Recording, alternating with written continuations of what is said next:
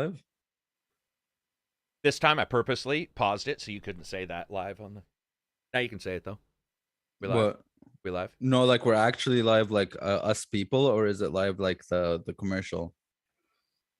Not even talking to you. Too early Are for we the live? existential question. It's too. We're live. We're live. No, We've wait, been wait. live. Are we actually? We've been Oh, live we're this live. entire We're live. time. Oh shit. Okay, I All didn't the get the time. notification. All dude. the time Something's wrong you've with been YouTube. talking shit about the patrons, and we've been live that entire time. We're Talking calling them about how names. bad The Last of Us 2 and Final Fantasy 7 remake is. And Sup, everybody? Yeah. This is Karak with ACG, and I'm here with Johnny and Reg and Silver and Absy. Doing the international podcast. Nice. Absy, who left me yesterday in the lurch in my battle against the Luftwaffe, against the Nazis. He's like, hey, man, we'll play in a little bit. I got to eat. I'm like, okay, man, just ping me as soon as you can. I got 3 hours, bro. I got 3 hours to play. bro, And he fell asleep. Bro, I was eating and I was watching Stargate. He carved up. He fell asleep while the Nazis were attacking No me. carbs. I'm on keto. See. Oh. I'm on keto, Shay. And I was watching Stargate and then I slept. Man, it just makes me so angry. It makes me so angry. Because it was an episode about the Tok'ra and I was like, fuck me. It makes me dude. so like, angry, dude. So boring. The Nazis were against me. I had to hold off, and I did. I held my own, but still, I was quite disappointed in you as a person and as well as game, a gamer. Good game. We'll be talking about that. We'll be talking about PSVR2 and the fact that we've got a Sony event coming up. 2 Sony events. We have whatever the state of play is. Then we also have a special event from them. We got Xbox's special event coming up. We have, looking here, a bunch of games that released. We got Sniper Elite, which we'll talk about. We have a Kotaku thing that came up about the burnout of Xbox Game Pass has begun. And I want to talk about Kotaku and basically the complete and sheer excellence they have as a writing establishment, journalistic establishment for video games. Probably top tier. Probably top tier. I would say top 1 or 2 websites other than Pornhub. We're going to talk about what games we've been playing, what games you've been playing, some changes to the Patreon, some changes to the Discord that have popped up. Let's begin. What have we been playing? Anybody go first? I've been playing on my Which one? You guys got to decide. Warframe. Why are you playing Warframe? Because I haven't played Warframe in something like 5 years. Oh, wow. So it's a completely different game for you. Yeah. Well, yeah, yes and no. I mean, it's still at its core, it's still recognizably Warframe, but there's certainly a lot more stuff there than there was when I left. I mean, I left back around like I think maybe a half a year before the Railjacks came in. Damn. So yeah, there's been a lot of water under the bridge since then. Like I don't understand the new focus system at all. Like from the new one, like there are a lot of new systems to get into. But I'm still just enjoying just the heart of the game because I mean at its very heart, the movement and the combat of Warframe is still top tier. Like it's elite within the industry. I think you don't get much better. Like it doesn't get much more satisfying than space ninjas jumping around all over the place, like deflecting bullets with your melee weapons and stuff like that. It's just satisfying. Talking about coming back to stuff, it reminds me of when I was watching Reg just for a short amount of time. He was streaming Destiny 2, and I hadn't jumped into Destiny in a long time. There were just icons, thousands of icons on a screen and materials and fucking weapons. And I was so confused. I was so confused looking at that. Go ahead. What? They have a HUD up the ass. All these service games, like you got your inventory, and then you got like a million currencies, and then you got menus and upgrades to different things. Warframe thankfully does not. Warframe's HUD good. is fairly clean. Like it's just. I mean, the problem with Warframe is not inside the missions when you're playing the game. The problems are all outside when you're like on your ship and all these sort of extracurricular stuff there, from the crafting to like the figuring out the mission, setting up the missions and stuff like that. That's where the issues start coming in. I will say though, I did actually start like a new character on the Xbox because I haven't played it on the Xbox before, just to see what the new player experience is like as well. And that's, I think, much better, where there's not much more natural flow to the early progression. It's just that there are still so many systems in the game that the game never ever even tells you about. That where the assumption is really that if you're going to play Warframe, then you need to either have a friend who already plays it and knows all the ins and outs, who can sort of bring you in and school you on it, or you need to join a guild or like a clan where they'll school you on it and bring you up, and sort of shepherd you through the content as you get access to all the dozens of different systems that are in the game by now. Alrighty, Absy, what have you been playing? I played and beat 13 Sentinels on my Switch. Mm-hmm. God damn, this is one of the best narrative written experiences I've ever played. Like the way they tell the story was like fucking 5-head gigabrain. It was really a really good experience, really fun. There's like 2 sections of it. So there's like the visual novel section where you go around and you talk to people, and then there's the section where it's like a real-time strategy with pause, which might throw people off because it's kind of weird looking, but I found it pretty fun. There's 3 different difficulties for it. I like the strategy in it. It's pretty satisfying. But yeah, the story is just, it's a really good story that I played. Took me about 30 hours, give or take. So gotcha. Anything else? Sniper Elite on the PC, and fired up some Dark Messiah out of nowhere for a bit, fucked around with it. Yeah, that's pretty much it. Excellent. Reg? A couple hours of V Rising and a little bit of Siberia, the world before. You stopped that though, right? Because of the frame rate, you said? Yeah, Siberia runs like ass on my PC, like a frame rate of 20 FPS, and that pretty much kills all enjoyment. Yeah, especially on that game. I think it looks good, but it's supposed to be cinematic, so the very impact of being cinematic is also ruined. It doesn't matter what graphical settings. I dropped it down to like 720p, low resolution, still 20. So I don't know what's wrong. It's for artistic purposes. That sucks. Well, it can't be because his Stream Deck plays it perfectly. Yeah, Steam Deck has locked 30. Yeah. There you go. Stream Deck coming in for the win. All right. What about you, Johnny? So we're kind of talking before the podcast. I've been doing a V Rising community server. So we have our own kind of community server where you can go in, build your stuff without the worry of people, destroying or stealing, all this kind of stuff. Right. And if anyone wants to join in chat, just slide into my DMs and we'll get you in there. It's been fun. It's a fun game. It doesn't do anything particularly different, but what I will say is the bosses are significantly. There's a lot of thought put into them. They have cool mechanics and stuff, kind of like in an MMO where you have the mechanics where you can't stand in shit. You have to dodge and deal with ads, all this stuff, which is cool, man. I appreciate that because a lot of time it's just a hack and slash kind of deal, right? For these games, the bosses. Johnny, did you ever feel... Oh, sorry, continue. No, go on, man.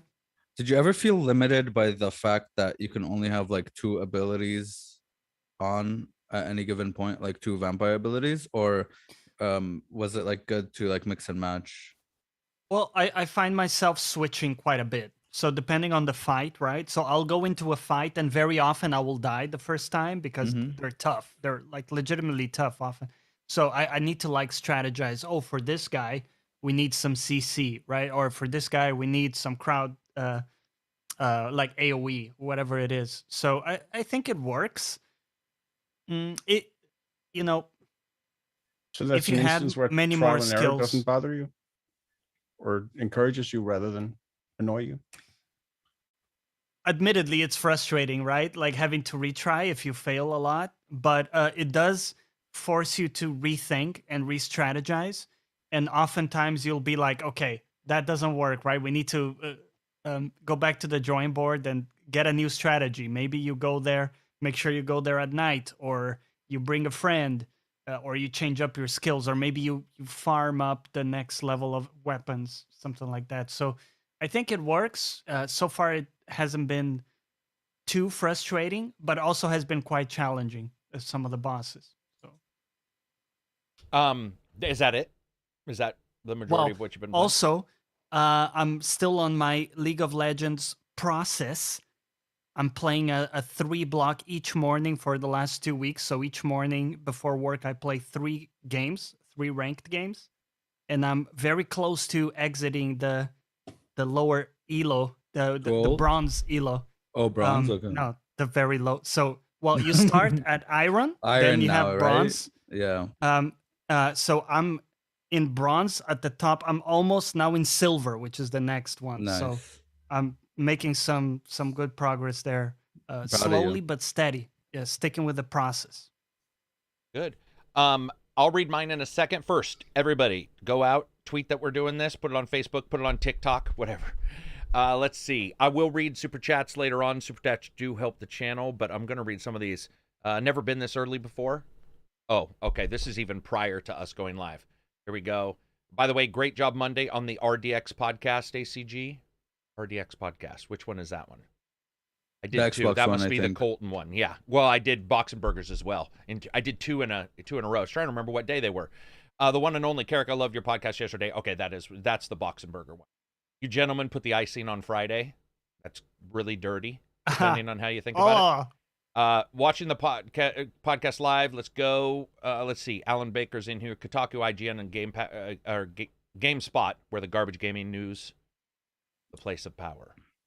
Don't know what that means. Once you get into Warframe, it's a fantastic game, but that part can take a while. That's fair.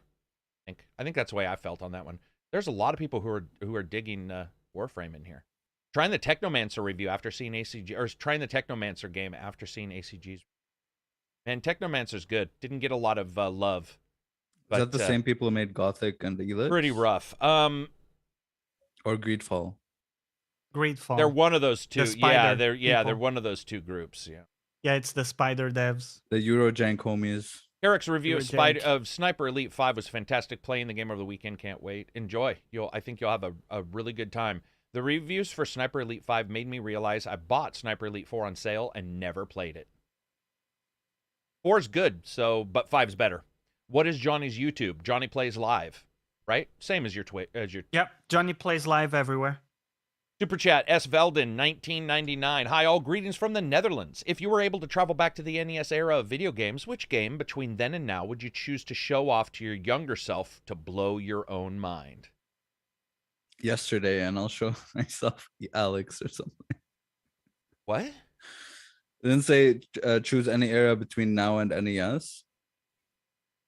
No, or was that wrong? That's complete. If you were able to travel back to the NES era, which game between then and now would you show your old self? Or your so which game from now would I show my old self in the NES era? Yeah. Sorry, I'm a little bit fucking stupid. No, that's Flight all right. Simulator. Flight Sim is a good one. So is No Man's Sky, right? I would show myself Half-Life Alex because I was VR and graphics. I used to, when I was a kid, I used to go to Toys R Us and always want an actual VR headset, right? And I'd find these fucking shitty ass like $50 VR things where you put them on and you see like 5 frames of a ninja or something. Yeah. And I was like so disappointed every time. So I'd show myself Half-Life Alex. That's a good. You should have just played Game Boy VR. Oh no, no one should play that. What about you, Johnny? Any game? I would go with Horizon Forbidden West. Probably. That's a good example for just sheer. Here's beauty. Here's just Bob like Ross. What can be done? Can you imagine with Bob graphics? Ross seeing that? Bob Ross painting his and somebody's like, "Hey, here's a video game." Bob Ross would be like, "Fuck!" Throw his brush down, snap his brush. I'm never painting again, son of a bitch. What? The Las Vegas city at night when it lights up and you kind of unlock it. Oh, dude. What about you, Reginald? What do you got? Well, I was also thinking of Horizon, but I'm not quite sure because, on the other hand, that would be kind of depressing. Why? Because you would be like, look at how good graphics are gonna get, but it's gonna take a while, so suck it. Yeah, suck it. Between then and now blows, man. Show yourself the Trails in the Sky games that you love so much. True. Dude, you can show up That's a Trails very and good say, suggestion. here's the one that's coming out soon for you, and here's what it's gonna look like. Like that would be pretty cool. And by the way, you could tell yourself to never say it looks real. You'd be Ooh, like, Red Dead dude, 2 is a good one. no matter Yeah. what game you're playing, never say it looks real because it's not close. That's a good question. Thank you very much for asking it. Unfinished sentence, $5 super chat. Do you guys think God of War may end up getting delayed? I'm going to say no, not at all. Anybody? Does it have a set date even to be delayed upon? Nope. Yeah, But there you go. The reason why I don't think so is because those accessibility. Somebody was like, they could fake the accessibility options. They could. They certainly could. But the accessibility options they've been showing and they have showed are late game accessibility options. There's stuff that QA teams would. Dude, they have automatic jump and shit. That's QA team nightmare stuff. That's legit nightmare. And That's they're already way later showing in it. the development That's way process, later. I would Yeah, imagine. yeah. So I just took that plus everything else. I know some people thought that was the only thing, but I was taking all the stuff. Plus some of the stuff back in the... I've told you guys I was going to have certain people on the podcast, and then they were like, oh, I can't come on because now we're working on this. And just looking at that timing of that tweet, I think we're in a good space for getting it. Yeah. I don't think you guys expect anything different, though, do you? Like, God of War 2, to me, I feel they've already figured out how to make it one long cut. So really what their thing is the story, voice acting, which they've got down, and the graphics, which I also think they've... Like, I don't know if there's a big surprise for them that's going to make it as difficult. They're not... Well, what I'm looking forward to is just obviously content. So like I want to kill all the Norse gods and stuff, you know, and the Thor and Valkyries Odin and maybe them. have another kind of... Some shit like that. Yeah. I want to see some cool additions. Not a completely... I love the melee combat. Just some cool additions to it. Wider Maybe a new FOV. weapon or something with the Chaos Blades plus the... Yeah, wider FOV would be nice. And a little bit of a... Yeah, I mean, that's all. I don't expect it to be completely different. Yeah, that would be weird, right? If like maybe some new... he's playing the guitar to kill people. New Atreus, like mechanics. Oh, yeah, mechanics for Atreus. With your son. Yeah.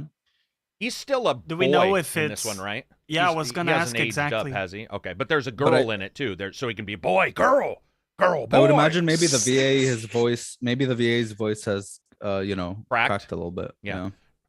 I like that. Kratos, Dad. He's got. Have you ever? I had to sing in Christmas. Where you get your kids together at high school or middle school and you sing Christmas carols for like family. They'd come in, and I remember my voice was cracking one time, and that sucks. Silent night.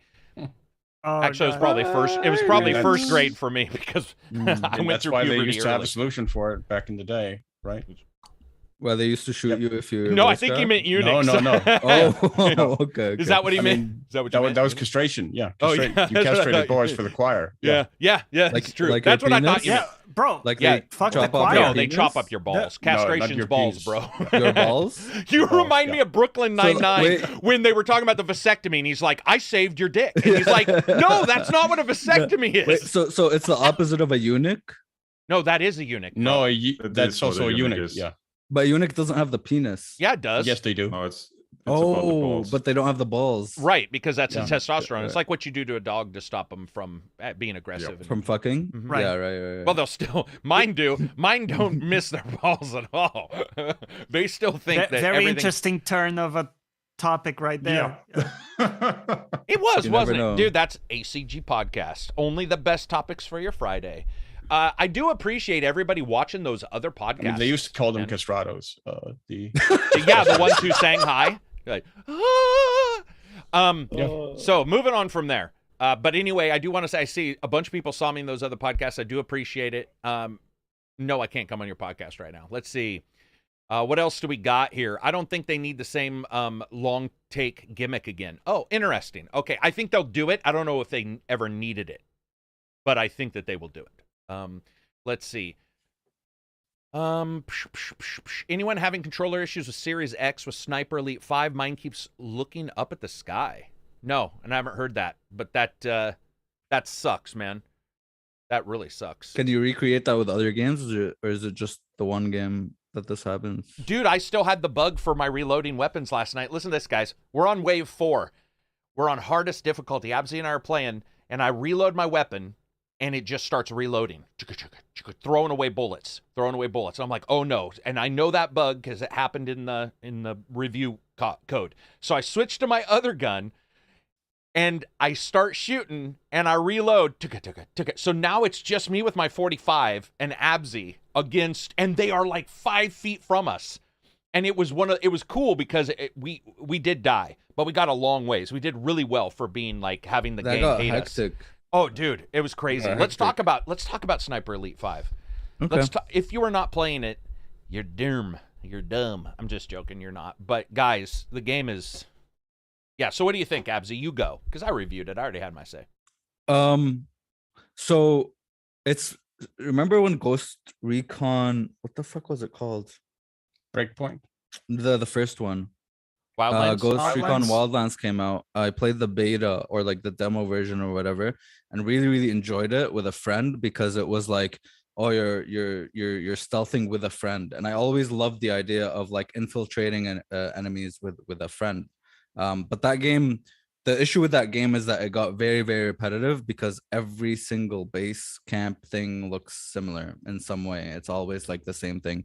So this game gave me that feeling of, okay, I'm infiltrating a base with a friend, except every single level, I think the most impressive thing about it that sets it apart from other like stealth games or like Ghost Recon is that every single level is very, very unique, and the level design is just very good. It's almost like, I was saying, it's almost like Dark Souls, and this isn't like a journalist thing where it's like, oh, it's hard, so it's Dark Souls. No, like the level design itself, there's so many twists and turns and places you can flank and things you can do and like shortcuts and secret stuff. And there's always secret stuff. You can like kill a guy, loot him for like a key for a stash, or you can, there's so many different things in the level that it does feel like almost a Dark Souls level. The gunplay is also very, very satisfying. The animations are like the only thing that threw me off. There are some pretty janky animations when you're picking up bodies, throwing bodies, moving guns and stuff. Sorry, the train is here. But overall, I really, really enjoyed my time with it. I really like stealth games. I love sniping. One cool thing that they did that other stealth games or like shooters don't do is that silencers or suppressors don't actually completely silence your weapon. Just because you have a suppressor doesn't mean like people are going to hear that. And for some people it threw them off, but there's a ton of stats for guns, and one of these stats is distance or radius where people can hear your shot. So all you're doing is just minimizing that or maximizing that. Another thing, a cool thing you can do is time your shots with like planes going overhead or like a train coming by or something like loud happening, like artillery shooting, like their own artillery.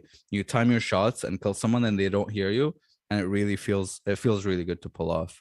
Overall, I really enjoyed it, and I'm going to keep playing it. It's so crazy too, because like it's so clinically clean in some places, like graphically. I ended up liking it, and that's to help you also parse where enemies are. Yes. But then you go into a foliage area, and those guys with camo are hard to see if they're not moving. Like we got snuck up on multiple times. Like, where was that guy? And then you find him in the bushes, and his camo worked perfect. But when we saw that castle level, you shit your pants. Like we saw the castle level, and you were just like, we get to go there? What? Yeah, because it's a massive castle, and you get to go there. Yeah, but that's a really good point, because let's say you're playing Halo Master Chief Collection, right? And you're playing Halo 1. And old graphics, you see everything is clean and you can parse exactly where enemies are, and the colors are very nice. And then you go to the new graphics, it's kind of like all over the place, because with the new fidelity, they just kind of like, so it might not look like the best graphics in the world in Sniper Elite, but it has really, really, it's presented very cleanly, so you could like tell. And that also means when you go into a location, they're interesting.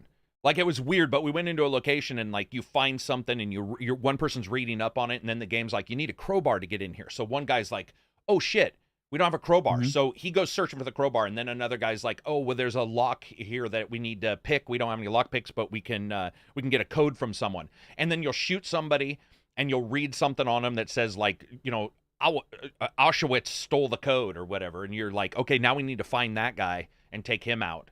And so that we can get the code to go back to get this thing. And it's just, it's just, I haven't played all the newer stealth games that I've played have been too, like, this is very focused. Like, it's like you're playing a new Splinter Cell or something. And stealth works. Like that is one positive. Yeah, of course. I mean, so for all the hardcore people out there, I mean, authentic mode is, no HUD, and there's bullet drop and wind matters and all that stuff, and it works very, Holy very well. shit. Yeah. Enemies detect you like it's realistic Running, how they detect you. I think it's really very good. realistic.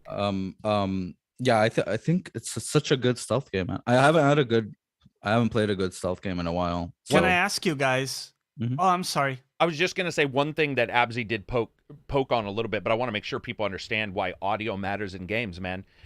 He was talking about audio, them being able to hear you. I cannot describe to you how cool it is to see that your gun has like a 250-foot radius of sound to go around and Right. get 300 out of it, so you can then shoot back in. And it's just awesome. It's a whole other level of stealth where you're like, okay, I know. And, you could say I'm going to go 254 feet out. You go exactly as far out. But a lot of times we're just like trucking around and then trying to figure out, and you switch to a subsonic round, which now you do have to aim completely different. But now your thing is down to like 100 feet. But you have to make sure you hit their neck or their head or it won't kill them. And then they'll alert people anyway. Or they'll ring a fucking bell. In the massive base, they have these bells. And if they get to them, if they get to the alarm, they just start airdropping people in, and it can get, or cars come. That's another thing about the living world kind of stuff. We were booby trapping stuff behind us because the game will have cars just drive over, drive behind you and shit. So we were booby trapping stuff. We would be 20 minutes past this, and all of a sudden it would cut back to a booby trap going off and a dude getting shrapneled, and we'd be like, okay, that means they're behind us now. And so somebody'd be like, okay, I'll look behind us, you go forward, and that Dude, enemies fuck with you. It's not like they just keep running at you. No, they'll Sometimes retreat, they flank, they retreat. pincer, Sometimes do they like everything. hide in bushes and set up ambushes. Yeah. Literally. And when someone comes like from behind you about to shoot you, 99% of other stealth games, the dude yells. He goes like, "Hey, I got the guy right here. I'm about to shoot him." Oh, right, yeah. That was one of They the don't. first They things don't. They come up silently and shoot Abzy you. brought that up while we were playing, and I hadn't picked up on it. He was like, dude, they don't yell. They don't go like, unless there's other people behind you. Unless they wanna like. Sometimes they do yell to literally tell people like, "Hey, I found someone." Yeah, But if they're sometimes alone. They're not gonna yell just to shoot you. They're not stupid, right? Hey, I'm about to shoot you. Try to dodge me. No, What were you gonna ask, Johnny? So about the difficulty, right? Because I've never played those games in a higher level of difficulty. What does it mean for you to have to take into account things like the wind and bullet drop? Are you doing fucking like No. So differential equations in your head? Like when you go on a harder difficulty, you can't use the scope to see how far somebody is. You have to use a binocs. That's one part. Okay. But all the games or all the gun scopes have adjustable weather. So you can adjust for the height and the wind and stuff like that with one button. It's very easy, up or down, and you can go up to. All right. So 50. You're saying 50 yards away, 100. So if this dude's 200, you go up to 200, and you know that wherever your reticle is, that's pretty much where you're going to hit. And the lower difficulties, if you like breathe in or breathe out with Hold your lungs, breath. Yeah. if you hold your breath, they show you a reticle on where you should aim to shoot the guy, depending on how far away he is. But higher difficulties don't have that like indicator. And I haven't found that it's However, needed. I think if you just take your No. time, you do not need that. Honestly, it annoys me more than anything because it shows up like a big white reticle.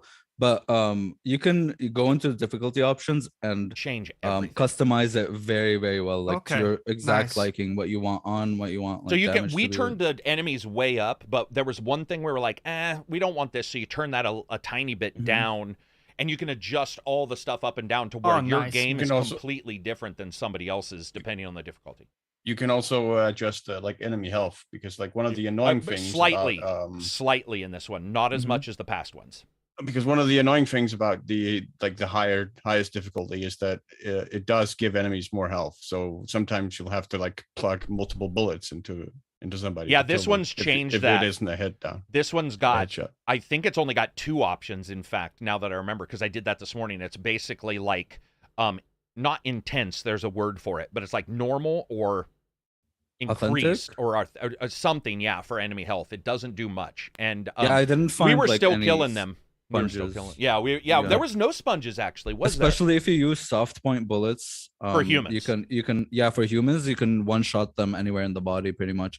It also depends if you're like targeting an organ or like a limb or just a Dude, and the just best part, flesh. knocking somebody down, they're on the ground, their friends will try to save them. So if their friends try to save them, you can take them down while the friends try to save them, but the friends also will come and grab their guns and run off with their guns. Like, run up and be like, I need this gun. Yes, But and the if someone's coolest- injured on the ground, they can take them away. They can Sorry. take them away. I was not aware until this morning. You can also shoot the grenades on their hips. So today I have video. Guy runs over. always could. He gets ready to scoop was him up. great. He scoops him up, and I shoot, and it clips the guy he's carrying, not him. It clips the guy he's carrying's grenade, and just goes like boom, boom. And I was like, "What the fuck?" It's intense. I like Reg, that there's want- different sorry.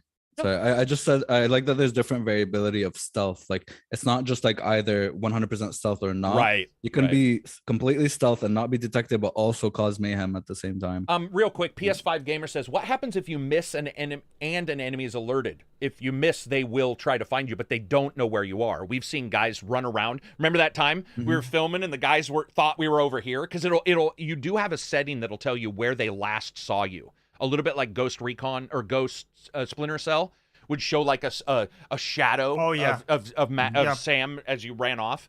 You can turn that on, but if you don't have it on, it's still occurring. And so if you shoot and miss, they'll just go for ground. They'll try to protect themselves. If they don't hear the gun, they will actually go to where something got hit. So like if they hear a wall go, you might see them just walk over to the wall trying to figure out what was going on if they don't hear the subsonic round. But I was going to ask Reg, have you done the Sniper Elite games? Are you going to do this one? Never. Not a single one of them. Okay. They seem like they would still be your thing because you could shoot people in the nuts. No, I'm not the tiniest bit interested in them. But you'll play what is it about these? The stealth? Yeah, I hate stealth generally. Generally. That explains our Far Cry playthrough Oh, attempt. dude. I watched you guys play. We'd go in.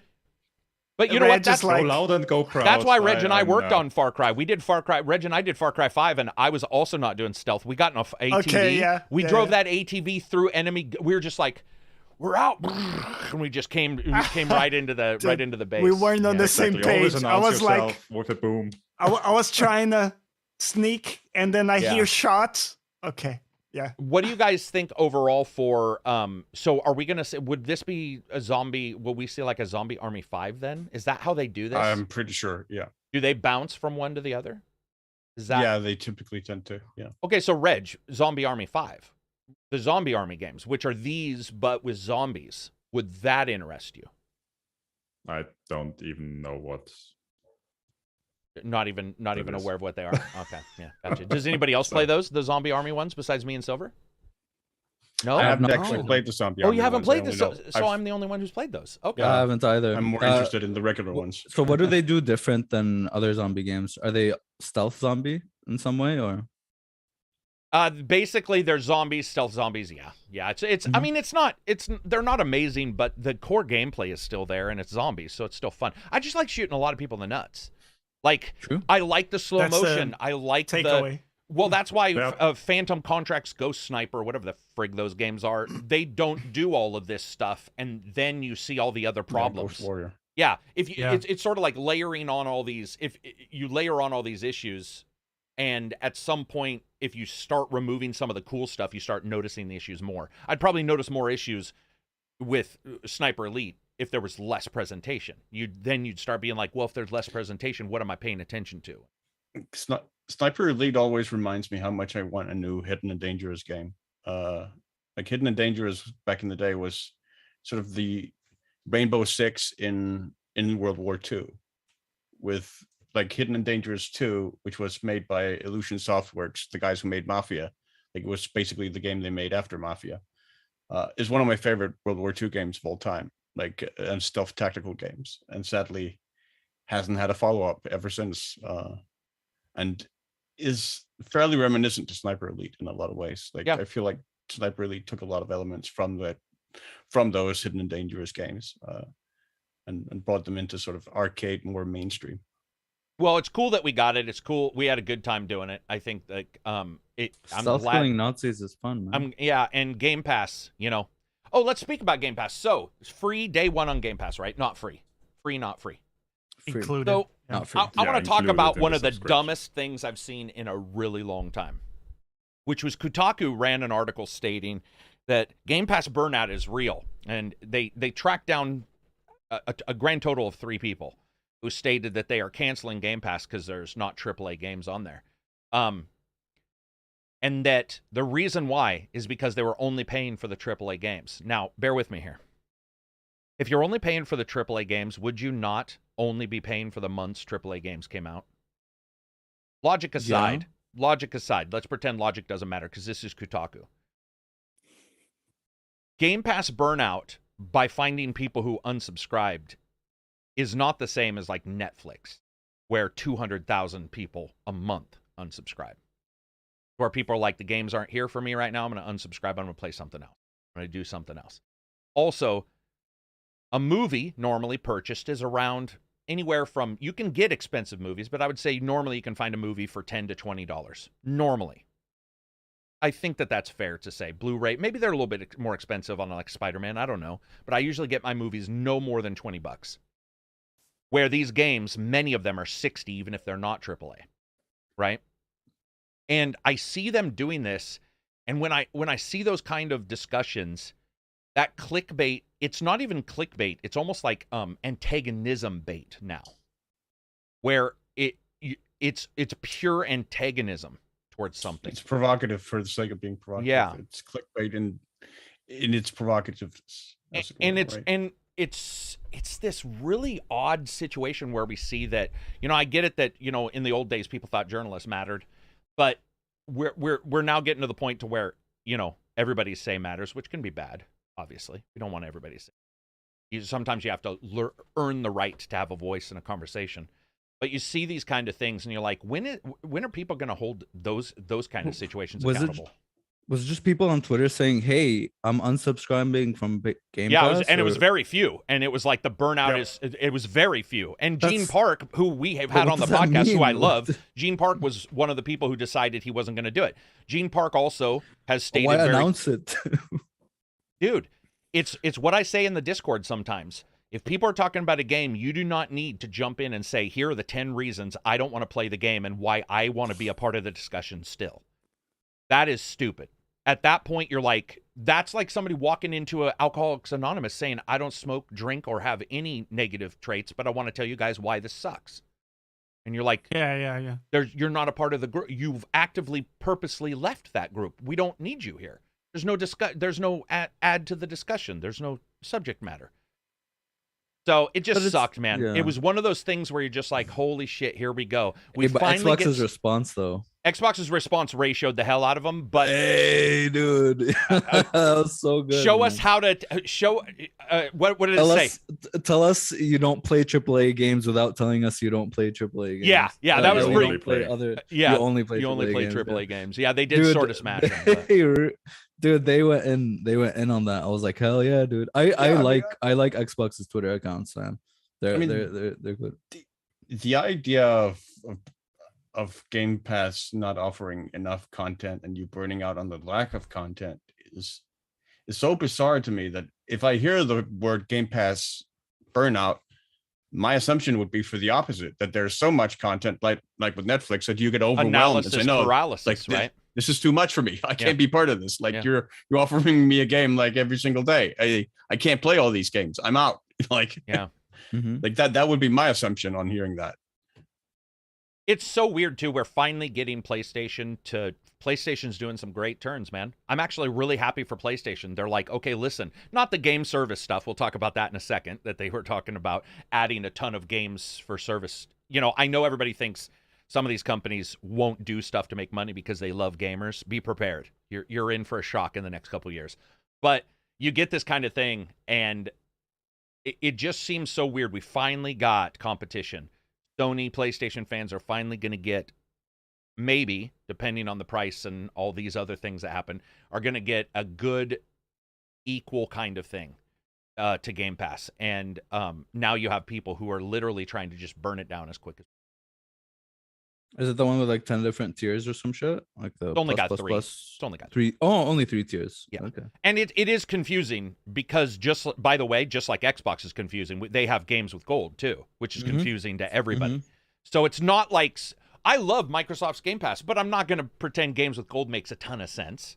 Like there's some things but here's if you have a ton of options, decrying those options seems a little weird to me. Seems a little weird. Yeah. And it was sad to see that because I like Gene. I love Gene. I think Gene's one of the greatest guys in the world. And what Gene was saying is, I don't know if Gene was purposely wanting to be a part of a Kotaku article. That's a thing. I've had it happen to myself where I'll post something and now I'm in the rumors and leaks section of Reddit. And I'm like, what? Like, that's not what, there was no plan for that. It was like, I was talking to guys on podcasts. We said this, here's a tweet about it. And then people ran with it. I'm pretty sure he wasn't like, hey man, let's get an article going. But it did, it happened. I guess it just also goes to show there's not a lot of news going on. Kotaku's just down bad. There's not a lot of gaming shit, and they're just down bad, dude. Yeah. They just want some of that Yeah, fuck, you know. I mean, May, June, July is what we used to call, like here, we used to call it cucumber season for like newspapers and journalism, which is when they start printing all the like nonsense stories because everyone goes on vacation during those months. So there are very, very slow news days. So you start seeing news stories that you wouldn't see ordinarily. Bin Katarn. Bin Katarn. Why does that sound familiar? Is that Star Wars? Katarn. I mean, Katarn was the last name of Kyle Katarn. Yeah, Kyle Katarn. Kyle Katarn. Finally able to watch you guys live. Have fun guessing what UYU means, Karak. UYU. Ooh. It's the the- Oh, It's no, a that's the thing. We already currency, talked man. about it. Yeah, it was a currency thing. Let's see. To be fair, though, some people just want to make something out of anything these days. Correct a mundo. That is unfortunately how it works. That is unfortunately. No, man. It's almost like looking up every single thing you have on your body on the Google and finding out it's cancer or lupus. That's sort of way gamers are right now. One small thing, and they're like, it's lupus for gaming. Let's go check it out. It's so weird, man. It never occurred to me to talk about the fact that I dropped Game Pass for a few months. Exactly. What the? Because it's like It's live I'm journal. just not playing the games, it's right? Boomer live journal. Twitter is like TikTok is completely irreverent. Nobody makes any sense. It's the most shallow Instagram tangential. as well, right? Instagram somewhat, but they do still have some stories there. So it's like the different, and then you get Twitter, which is like, it is live journal for boomers. I went out yesterday. Here's a picture. I did this yesterday. Here's a, and you're just like, I unsubscribed. So? Like, so? What does that even mean? Why would anybody give a shit? But people do, apparently. Let's move on from there into good news here. Let's cover some awesome news. Let's cover something let's cover something I'm incredibly positive for, man. Sony's knocking it out of the park with ideas. I told you guys a year ago, water cooler moment. Every company was going for it. They were absolutely going to try to merge games and movies. And what happened? Sony yesterday, yes, Abzy, to your chagrin, Sony yesterday said, not only do we already have The Last of Us coming on HBO, but now we've got Horizon. Listen, Horizon Zero Dawn. That could be great, right? That's not bad. No, they need to stop doing that. Listen, we got God of War, but the best one, and this is the best idea I've ever heard for a TV show, Gran Turismo. Gran Turismo. As Johnny posted, let's drive. That's it. Gran Turismo, the TV show. Just let games be games, dude. Okay, here's the thing, man. They do these TV adaptations to appeal to a wider audience, and when they try to appeal to a wider audience, they're gonna have to change some things, and those changes people aren't gonna like, and then it's not gonna make sense, and they just want a name on a fucking TV show. Man, it's just so. Don't you be dissing on Gran Turismo, man. Dude, this is such a stupid idea. Just let games be games. Dude, I can you imagine if Gran Turismo opens with like them coming to a nice restaurant in the, like somewhere in France, opening a menu and there's cars. Just having a meal? Just having a meal and there's cars on it. And he's like, I will pick the Le Mans. I can't wait, man. Gran Turismo, the TV show, is going to be the biggest hit that we've ever seen on TV. Count on it. Right. I hope they're not going to try to do a Fast and Furious kind of thing with the whole respect and family stuff. Family with him and his forearm lips. I think TV friendship. It'll adaptations change are from family to trash. friendship, Reg. It'll be like friendship. Yep. I mean, it could be like a Top Gear kind of thing, car reviews and stuff, I guess. Hey, you know what? They could do that. Something like that. That would be something I would expect to see on the Sony channel, Silver. Like have somebody come out and do car reviews for like a new car that's coming out, but pretend it's like what were the 300-year-old pretend dudes? like they're not being sponsored by like Ferrari and stuff. Yeah. Yeah, what was the TV show with the 3 ancient Old cranksters Gear? from Britain? Oh Top yeah, Gear? Top Dude, Gear. Yes, Top Gear. dude. Yeah. Here's the thing with Sony games, like exclusives or whatever, they're already movies, dude. What are you gonna do, dude? You just buy a true. PS5 and sit down, or just go on YouTube and watch those fucking cutscene movies. Gamers That's Little it, you're done, Playground, dude. best website in the world, or best There you YouTube go, channel in dude. the world, man. Sony exclusives are just movies that you get to interact with, so that's why. How Okay, that's gonna insensitive piss of a you, lot of Abs. people off. But I know what you meant. I know That's, I'm pissing people he's, off, he's yeah. pissing people off. I know. I'm being hyperbolic. Space but Channel 5, $5. I love God of War. I love God Pikmin of War. TV show. Pikmin. Which one's Pikmin? The one Netflix with the little critters. The Nintendo, the little colored. Not that. Creatures Do you they lead look like around. elves, or is that a different game? They've got like With the the pointy leaf on hats. the head? Yeah, leaf on the head. Leaf on the head. Okay, I know what you're talking about. There we go. Hey, I'd do it. I mean, hey, let's be honest. Halo sucked, man.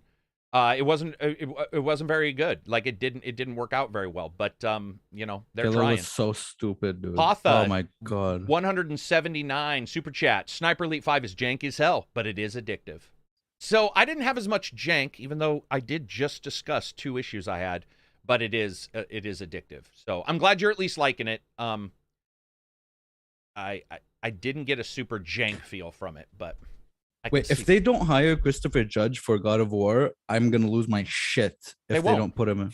They won't, I know, but fuck them, dude. Sony games are really interactive movies. Yes, by the way, guys, he was joking. Where I can already tell. I already know where this Oh is yeah, gonna no, go. it's People are okay. gonna- Just let it go. Just just let it go, dude. We're not letting it go. Just He's let just it go. joking. He's just joking, everybody. Jack and Dexter. That would be a great TV show. Jack and Dexter. True. Maybe. I don't. Who's the poop boss? The Conker's Last Fur Day. That would Yeah. be Hell yeah. that would be Hell yeah. awesome. Yeah, right? Because we already seen Not Gravity. never happening, but yes. Well, would it though? Because we saw Ren and Stimpy have the tooth nerve fairy where they were tickling each other's nerves on their empty teeth sockets. Like that's pretty creepy. I mean, Beavis and Butthead was a cartoon. Why could you not do Conker's Bad Well, Fur it Day? was right, but I mean, producing something like that nowadays, it's, you would I mean- have to I find mean, someone there- who's willing to do that. Yeah. Is it though? I mean, there are plenty of like that sort of outrageous. There Animated are, shows but it's that you it's can- like a handful of studios, I think. That sort of champion the outrage, kind of Yeah. like they're okay with that. Yeah, I'd be okay with it. Uncharted movie was terrible. Who saw that? Anybody here? I've never played the. I played the second one. I You think. have missed out. I would.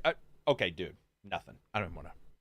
We have. Aren't this they also movies that you No. interact with? No, Just dude. go through a linear. Think like, whatever level? you want to think about all of this stuff. The Uncharted games are incredibly good.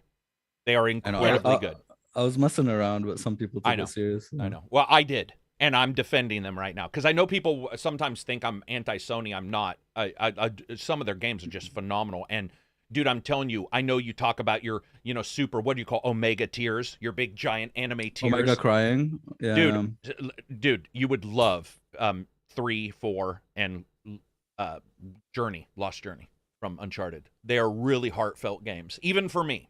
Even for somebody who has a tiny little itsy bitsy baby heart that probably can't be seen with the normal optics. All right, let's go Yeah. on to the next thing, guys. Johnny, existential. We'll do that one in a second. Steam Deck hits 3,000 playable games. 3,000. That's like 3,000 all is the a good hentai. number. Yeah. Oh, dude. Do you think they prioritized? Let's make sure we Just got the went into the hentai down. camera and said, Let's make yes. sure. Yes. Yep. Playable. You're number one hardware seller in the world. And it's also like a magic box where some games that are kind of having Janky lots on, of issues on Reg's PC, PC, like work fine on Elden Steam. Ring. Yes. They're like Elden they're Ring, running, dude. true. Yep. Yeah, Elden it Ring didn't ran have the better. stutter, right? Yeah. Really? What Yeah, the no, fuck? it didn't. It Yep. didn't. Yeah. Dude. It legit played better on the Steam Deck, at least frame rate pacing wise, than it did on a lot of PCs. Interesting. Interesting. So good on them, man. Good on them. 3,000. What do you guys think? That's about how many owners have it, because it seems like it's also sales restricted. Fair. Yeah, That's a one game fair per owner. comeback. That's. Yeah, I think it is. yeah. What do you guys think, though? Do you guys think, like, what's a good number for them to have? I mean, we know there's a lot of PC games, and I do know that there's some AAA games not on there. and which is surprising. But what do you guys like? Are we looking at like 6,000 being the? Is 3,000 already is that I the don't good know number? for verified. I only know from my own experience with the thing, and pretty much I would say 90%, 95% of all games I expected or I hoped would run do actually run on there. There you go. So it's a really small percentage that just won't run on there. So let's say if From the stuff I want. let's say if it doubles, you're going to catch a lot of unique games if it doubles to 6,000. So at 3,000 already, I mean, There were some very surprising misses in there, like stuff that's pretty old and should be from the performance to be able to run, but just doesn't work with their Linux layer yet. Also, I some of their check marks are also a problem because I don't know how often they update them. Proton receives updates and they say it has been tested or not verified with Proton version whatever 5.0. yeah.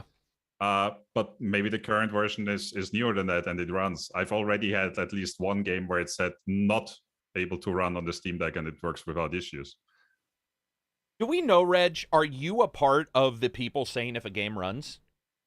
Do you get to say a game? Sometimes, are you QA? Pretty randomly, I think. They ask you, was our rating correct? And then you can say yes or no. Smart way to do it, right? Use the AI of the gamers themselves out there. And, they're going to be reporting if it doesn't run for sure because they're going to be mad. So, yeah, that works. I think real life machine learning, dude. Yeah, I think 3,000 is a good number. Well, like the captures with the show us the boats, right? Yeah, exactly. All you're doing is you're training Google to capture you easier. Yeah, I think it's awesome. Who in chat has a Steam Deck? While you guys are answering that, I'm going to go to the Super Chats. Again, huge thanks to the Super Chats. Also, thanks to people who watch the news videos. If you haven't been watching the news videos and you see them pop up and you're like, oh, I don't like news because I only like Karak's reviews. Trust me, watch the news videos. They're good. Abzy does a lot of the editing, so they're even better. They're actually watchable now. And they're enjoyable. I would like for you guys to give them a chance. Tristan Martin, $10 super chat. Could you see the TV adaptations of these games ruining, or changing the sequels? I hope they have nothing to do with the games. I hope just be on their extended canon, not extended canon, but like remember KOTOR? They announced it was like its own thing. You would want that, right? The thing, if you're doing an adaptation, I would rather not. But if you are, don't just retell the same story. I would like to see something I haven't seen in the game. Like let's say they're doing God of War, whatever, right? Let's see what's happening with like Athena or some shit, or like I don't know, you know what I mean? Or like the time period between God of War 3 and God of War 4, right? Where like how he became a dad. Like we haven't seen that. They could probably cover that or something. Yeah. Over. What were you gonna say? I think. I mean, if the question is, would these adaptations affect these franchises going forward and how they're portrayed? I mean, that's going to be hugely dependable on how that adaptation is received. If like they do like a straight adaptation and it completely bombs and people hate certain aspects of it to like a complete outrage level, I think undoubtedly that would shape some of that, how that franchise chooses to go from that point on. Conversely, if they do something completely different and people absolutely love it, that might also change how that franchise goes in terms of the games going forward. So I think it would depend entirely on how the adaptation is received. And if it's just like lukewarm, and then I don't think it would have any effect at all. No. Reg, you did one of the best animes, which was Dragon's Dogma. Do you want Dragon's Dogma? Do you want Dragon's Dogma to impact the game? Dude, I watched it and it's a jumbled mess, so I don't see that there's anything that could impact any kind of story. You wouldn't want them impacting, like, let's say they do a Tales of Arise and they tell a side character. I mean, what if it is good? Like, what do you do then? Do you say, let's make a game based on the anime so people can play the good TV show? Like, how do you even do that? And then, or what if you do how do you tell somebody this is based on the TV show, and they're like, well, I didn't watch the TV show. I play games. Like, it seems to me it's difficult to do this. Like, it would be. It is, but I mean, it but I mean, depends. I mean, it could be. We'll let Reg it go could be first. like a story that connects like two games. Like Oh. this happened in a different country between the years or something Right. like that. That is Something true. that's set in the same world, but does not necessarily impact the story in a way that you would have to watch it. But maybe adds a little bit background information if you do. So, Reg, Yeah. did you do Splinter Cell, the games? I can't remember. I'm sorry. Yes. So Splinter Cell jumps a couple, and Silver will know the timeline, but I'm just speaking to you for a second. So I believe there are times where it jumps a couple years or beyond for Splinter Cell games. It would be cool to be like, in these 2 years, here's how Sam got to this moment. I'd watch that. I think that'd be, and the reason why I bring up Splinter Cell is I think that of all companies, Ubisoft is sitting on the most actual IPs I would be interested. And I really, Beyond Good and Evil, the cartoon, I would kill for. I would just absolutely kill everybody for a Beyond Good and Evil cartoon. I mean, I love that game world. True, I was true. going to say something even more heinous, but today's unfortunate events or the last couple weeks, I don't even want to joke about that kind of stuff. But I really do want one. So I wouldn't kill anybody, but I would beat up, Absy for it. yeah, Oh, probably like a appropriate small. amount of Oh, people. Absy. I'd Wow. suck your dick if you beat me Okay, up, sure. dude. Dude, what the hell? Anyway, what were you going to say, Silver? You were going to say something about it? Just I mean, I think one example is like if you create like a character, like an original character for like an adapted TV show, and that character gets enormously popular. Like I think it could be likely that character then gets incorporated into the video game franchise going forward. Yeah. Yeah, Sonic, the cartoon, had a bunch of other side characters. Maybe some of them got into the games. I don't know. Mario's never done a possible. cartoon, right? Mario's never done one. Yeah, I'm pretty sure Well, they there's had a probably live-action movie that was some amazing. not safe for work animated films with Sonic and that like the love affair he has with that human character in one of those games. But that you made for a wouldn't lot of know, right, Silver? You wouldn't have I wouldn't to check know. that out. What were you going to say, Reg? I mean, I think that meme is almost by itself qualifies. you were But, going to say yeah. something, Reg? No, I only added that there was that amazing live-action Mario movie that everyone loved. Bob Hopkins? Oh.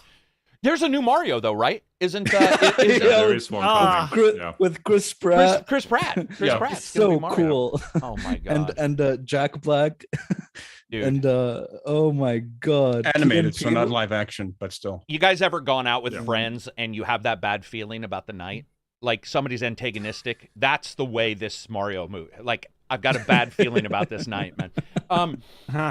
Let's see. That's a good question. Who did that? Tristan Martin, you're a good person, man. That's the kind of question I enjoy. Space Channel 5, $5 super chat. Found my Vita 1000 recently. It's such a great handheld.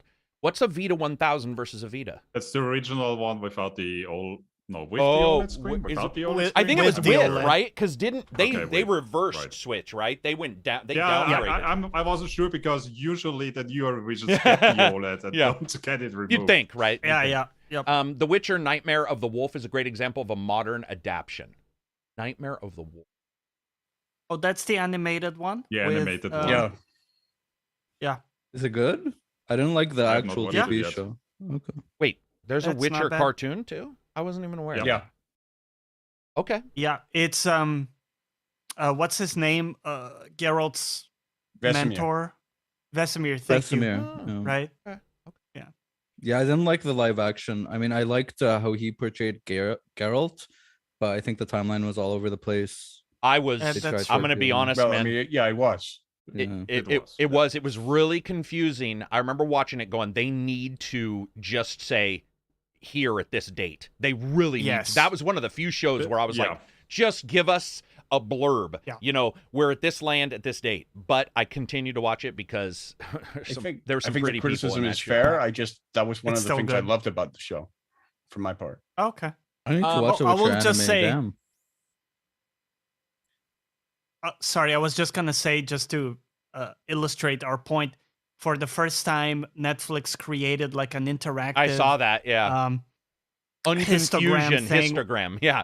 They were like, where yeah. you could see the different events and where each episode took, because there was a clear need for that. yeah. I mean, Oh, they it's a just movie. they just fucked up how they did it. It's like there's ways and this happened to me. I don't know if you guys watched this old movie. We all know what the show is, but a lot of people haven't seen it. Highlander. Well, Highlander also did not tell you what was going on. So it starts with Christopher Lambert fighting in an underground parking garage and then fades through the ceiling into fucking Scotland.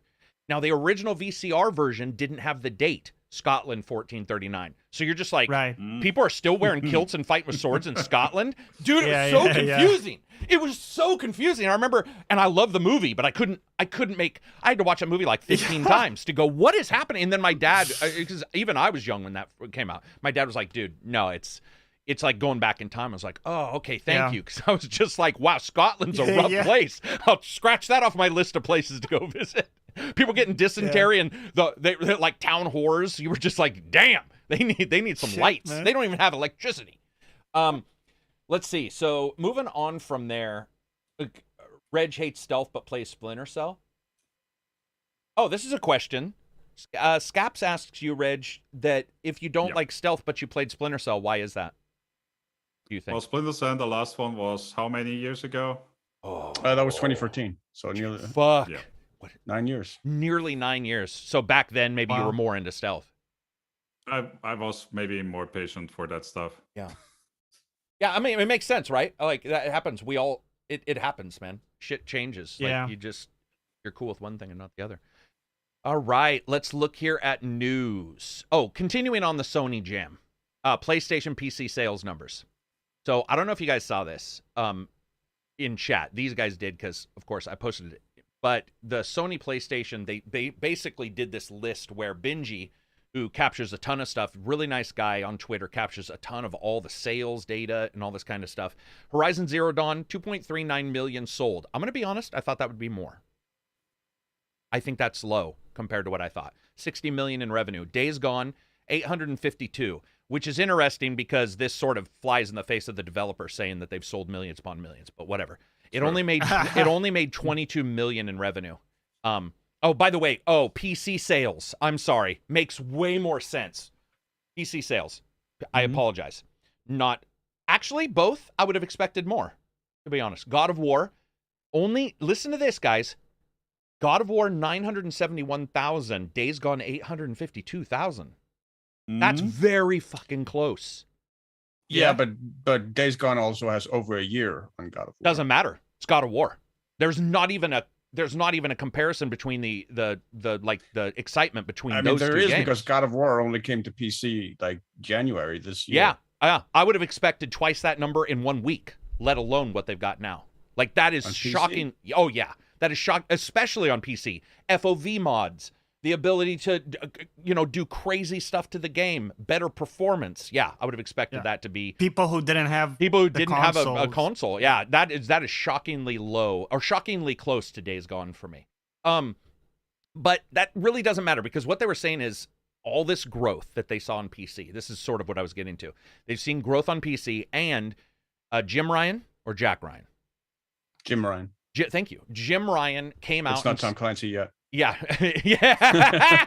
Jim Ryan came out and did his little thing with investors and with the business side, and talked about where Sony was going. And one of the things Sony had stated was that they have 12 service games in development currently. And Jim is hedging very, very, very, very, very, very, very hard on those games. He hit on it as hard as a business person could hit on it without saying our cornerstone will be service games.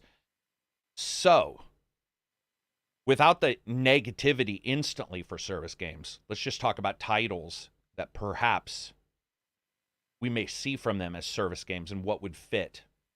Not in the Gran Turismo way, which a lot of people hate right now. A lot of people are not happy with Gran Turismo. Yeah. So let's, for a moment... I assume that number already includes like their Bungie acquisition. He did not say. I don't know. That's a good point. No, 12 to come. No, 12 in the works. 12 in the works. 12. Reg, yeah. I think Horizon would do well as maybe he includes like service. Upcoming Destiny content in that. He could. But let's say that's 3. You still have 9. What were you saying, Abzi? You think I said I think Horizon would, as much as obviously you said no negativity, I don't like service games, whatever. I think Horizon would do well as a service game, like 4 people or whatever, with like bows and arrows shooting monsters. Oh, like tribesmen, bosses. not Yeah. Aloy. Okay. Yeah, and then there's bosses, right? Like big dinosaur bosses and stuff, and you upgrade and all that shit. Could you make know. kind of Monster Hunter thing. Yeah. Yeah, kind of. I like was a gonna monster say, hunter. dude, that's Pretty much. Yeah. Imagine this. Imagine if you are only going to places where Aloy has already killed the major like thing or moved on, and she's made it safer for you, and your job then is to go and like help build up villages or help, you know, like make things safe as this 4-man patrol. That could be cool. Yeah, man. something like that. Yeah, that could be. Oh, I didn't even think about that. I don't want that at all. I hate the idea. No, but I don't think it's like a good service- idea. Yeah, I don't want either. Yeah. But that's Yeah, trying to be positive. That's one that. Yeah, that's a good one. That's a really good idea. Any others? I could see a Ratchet. I could see one of their cartoony IPs becoming a thing. I could see that. Service games to me. Whenever anybody says Little service Big Planet, certainly, I think, could also potentially. and is right. With- It is, isn't it? Now It- even. Yeah. I mean, you could certainly argue that. I think, yeah. Real Current quick. one, well, yeah. With the skins they constantly release, I guess that's already. Yeah, it's always Yeah. confusing what a service game is, but Yeah. they do have a couple cartoony, things that I actually think would do pretty well. Service game, unfortunately, is Anthem to me, Avengers, or the other one that I'm trying to Outriders. And those are really bad examples of service games. Are there a service game that's got a good example? Destiny. I mean, overall, we can just say Warframe. Is Warframe service? It at least has the staying power. Warframe is definitely a service game, yeah. Okay, there's Warframe, but that's- Division, Destiny. That's a for better and worse sort of thing as well. Okay, Division, I think we can consider that. So you have so if you look at good, the setup for all those is shooters, man. I may not say Hitman 3 as well. No, yeah. Yeah, I mean, yeah. Yeah. It's definitely designed from the ground up to be. So what do we a service see game, even if IPs it doesn't wise? quite fit. I'm gonna read some of the people in chat, see if they have ideas for IP wise. For Sony specific, Twisted Metal. Yeah, Twisted Metal. Oh my god, Yeah, Twisted Metal you could do, Metal. Yeah, Twisted Metal's a service game that does well. Oh, by the way, Find new characters. Can I miss pass Twisted something by Metal. you guys before we move on to this? I want to know if you guys think this is a good description. So we were trying to come up on Box and Burgers podcast with a description of service games because they're so quickly just games with DLC. And what I was telling him was service games to me are games that may have DLC, but they have smaller snippets that are purchasable between, and you get awards for being in that ecosystem. Where an expansion, for the most part, Shivering Isles, didn't require you to do anything between the two. Nor did you get any bonuses for continual playing. That's usually an expansion, where it's like, boom, it's new content, and there's no rewards for continually returning. So a service game is continually returning to the small stuff, and then occasional big things, right? Is that sort of a service game? And getting those rewards for going in. I think that's fair, yeah. Okay. Yeah, to me, like a that's service Nomad. game. Either one. Sorry, to me, like a service game, a non-service game has a definitive end, a start and an end, and a full story. Service games to me are like games built from the ground up, to be iterative and not like when you finish like the game. Let's say you go and buy Destiny or you buy a game, you don't finish the story from start to finish. You go to end game and then you keep playing. Right, and but so many open you know what I worlds mean? let you continue to play now that are single player. Well, yeah, How do you but there's a definitive end to like there. Once you're done all the quests, that's all the quests. Once you're done the main story, that's the end of the main story. Service games have continual content that you need to grind for. Not necessarily, because you have stuff like radial quests and stuff now. Like quests that just continue. That's what I was perpetually. bringing up, Absy. Do you see what I'm saying? I get. Yeah, but it's not built from the ground up. I'm saying the whole foundation of a service game is with that in mind, is continual content. Okay, that's true, but I don't know. I didn't want to jump into their ideas and morals for creating it. I was talking more like what a person. I think a person who jumps into one of these a year later. I want something. So when somebody jumps in a year later, if I say it's a service game, they know pretty much what to expect. Oh, like what people see. What people see. Yeah, I should have like said that. definitive things is like multiplayer, plus like looter shooter. Well, what stuff. we haven't said, much. the minis between the expansions. Mini patches, big expansion patches, big And expansion. the dailies, right? I was Because- hoping this would be a quick. We'd all agree, and I should have known. There's no chance on agreeing on a service game because they come so close to Yeah. MMOs, And then what's an MMO? Well, the MMOs are service games. They I would are. say. Yeah. They are have, for yeah, sure. they have a lot of commonalities, right? Yeah. Okay. So anyway, long story short, Twisted Metal, right? Yeah, I think you a get positive as a pre-order character. Yeah. There you go. What other ones does Sony have? Looking here, service games. No one's saying any other. The mechs were so fun to traverse. Oh, talking about some Anthem stuff. Is Forza Live a service game? Oh yeah, Forza Horizon. Yeah, right. Yep. Yeah, 100%. Yeah. Love the games 97. Hello from South Dakota. I've been watching for years and have one question. Where do you think most horror games go wrong? It's a good question. We'll answer that next. Oh, Thank I you like very that much. question. Yeah. Is there anybody in chat? Service games, SOCOM. There we go. SOCOM, Resistance. Those could be service games where there could be a positive SOCOM. Yeah, SOCOM reflection. definitely.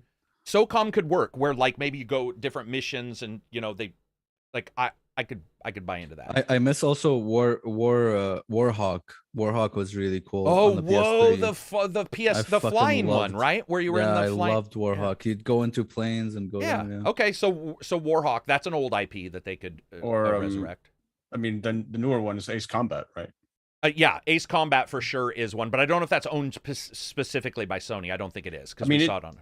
No, I don't think it is. No, yeah, you're right, because we did see the newest one. Yeah, on to only the PC and newest one on Xbox. PC on Xbox. Yeah. So Sony in particular, they got Ratchet and Clank, right? I could see. So here's the thing about Ratchet and Clank. I actually do believe that their next one will be a service game. And the reason why is I think the idea of like their teleporting stuff, I think they're going to be like, oh, here's a ring to teleport to another planet that you'll have in March. And then April, May, June. Oh, here's another ring.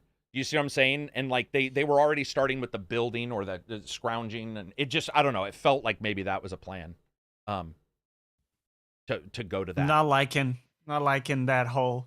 It's hard because I bring it up and direction. everybody's attitude dumped because service Yeah, games have. yeah. We came up with 3 positive service games, and I don't know if you couldn't argue that they would all be better if they weren't service games. You know what the big issue for me is, dude? That's the problem. Go ahead. Like for me, the big thing where I don't want everything to be a live service game is the dailies, because these games very often punish you for not being there every day, right? You're not claiming your daily rewards. You're not doing your daily challenges. You fall behind. If you have other people that you play with that are doing those things, you're done, right? So that's why I love my single player experiences very often, because I can come back to those, right? I can park it for months, go back to AC Odyssey, and still have a really great time in it. It's actually one of the things I Fantasy. really appreciated returning to Warframe, was I found out, because there used to be like Warframe's login reward system used to be consecutive.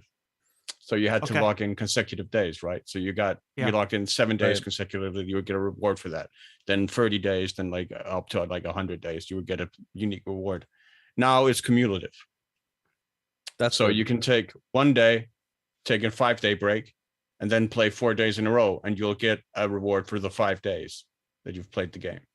So it's just cumulative now. It's no longer consecutive, which I really, really appreciate. I think that is the best Good change. For sure. Real quick, gonna read these super chats. Produced to Gains. I love your videos and appreciate the work. 199. Thank you very much. I appreciate that. Another super chat from. Oh, we'll get to the horror one. Danny Passion Official. $2 super chat. I found you after your visit to XNC. Great channel. Thank you very much. $10 super chat. Scotty G82. Just showing my support. Love the podcast. Thank you very much. We love you. Well, yeah, Tekken would be a good one as well, right? That's exactly. So right before I started reading those, I was thinking about fighting games, and I do believe that Killer Instinct was a service game. I think we can all agree for Xbox, and I thought that game was awesome. Microsoft is missing out by not doing a sequel. I think a Tekken game could work. I think those games, whether you do, and you could even do cosmetics for your mini stuff, your mini rewards, instead of something that is, like Johnny said. And I think you could argue that Mortal Kombat 12 yes. as well. That is so very much DLC. a service. Oh, and it had. Remember, they were like, we don't have a casino. They literally had the fucking. They literally had the jukebox or the one-armed bandit right in there. moving on from there, we're going to answer this question. Unless, Reg, do you have any from Sony? Any Sony IPs? Okay, so I was looking through the list of IPs they have, but nothing really that we didn't already cover. Think of, I think. Where do horror games go wrong? I think he means by not being horror, right? I think so I played when I was streaming, I played like just a metric fuck ton of horror games, and I found out that a lot of them are trash. It's very difficult. Don't hold back. Don't hold back, Abs. It's very difficult to make a good horror game because you have to combine fun, good, engaging gameplay with scary moments that like resonate, like scary atmosphere that resonate, and they're they're natural, not like cheap jump scares and stuff, with a good story. And I think it's just very difficult to do that.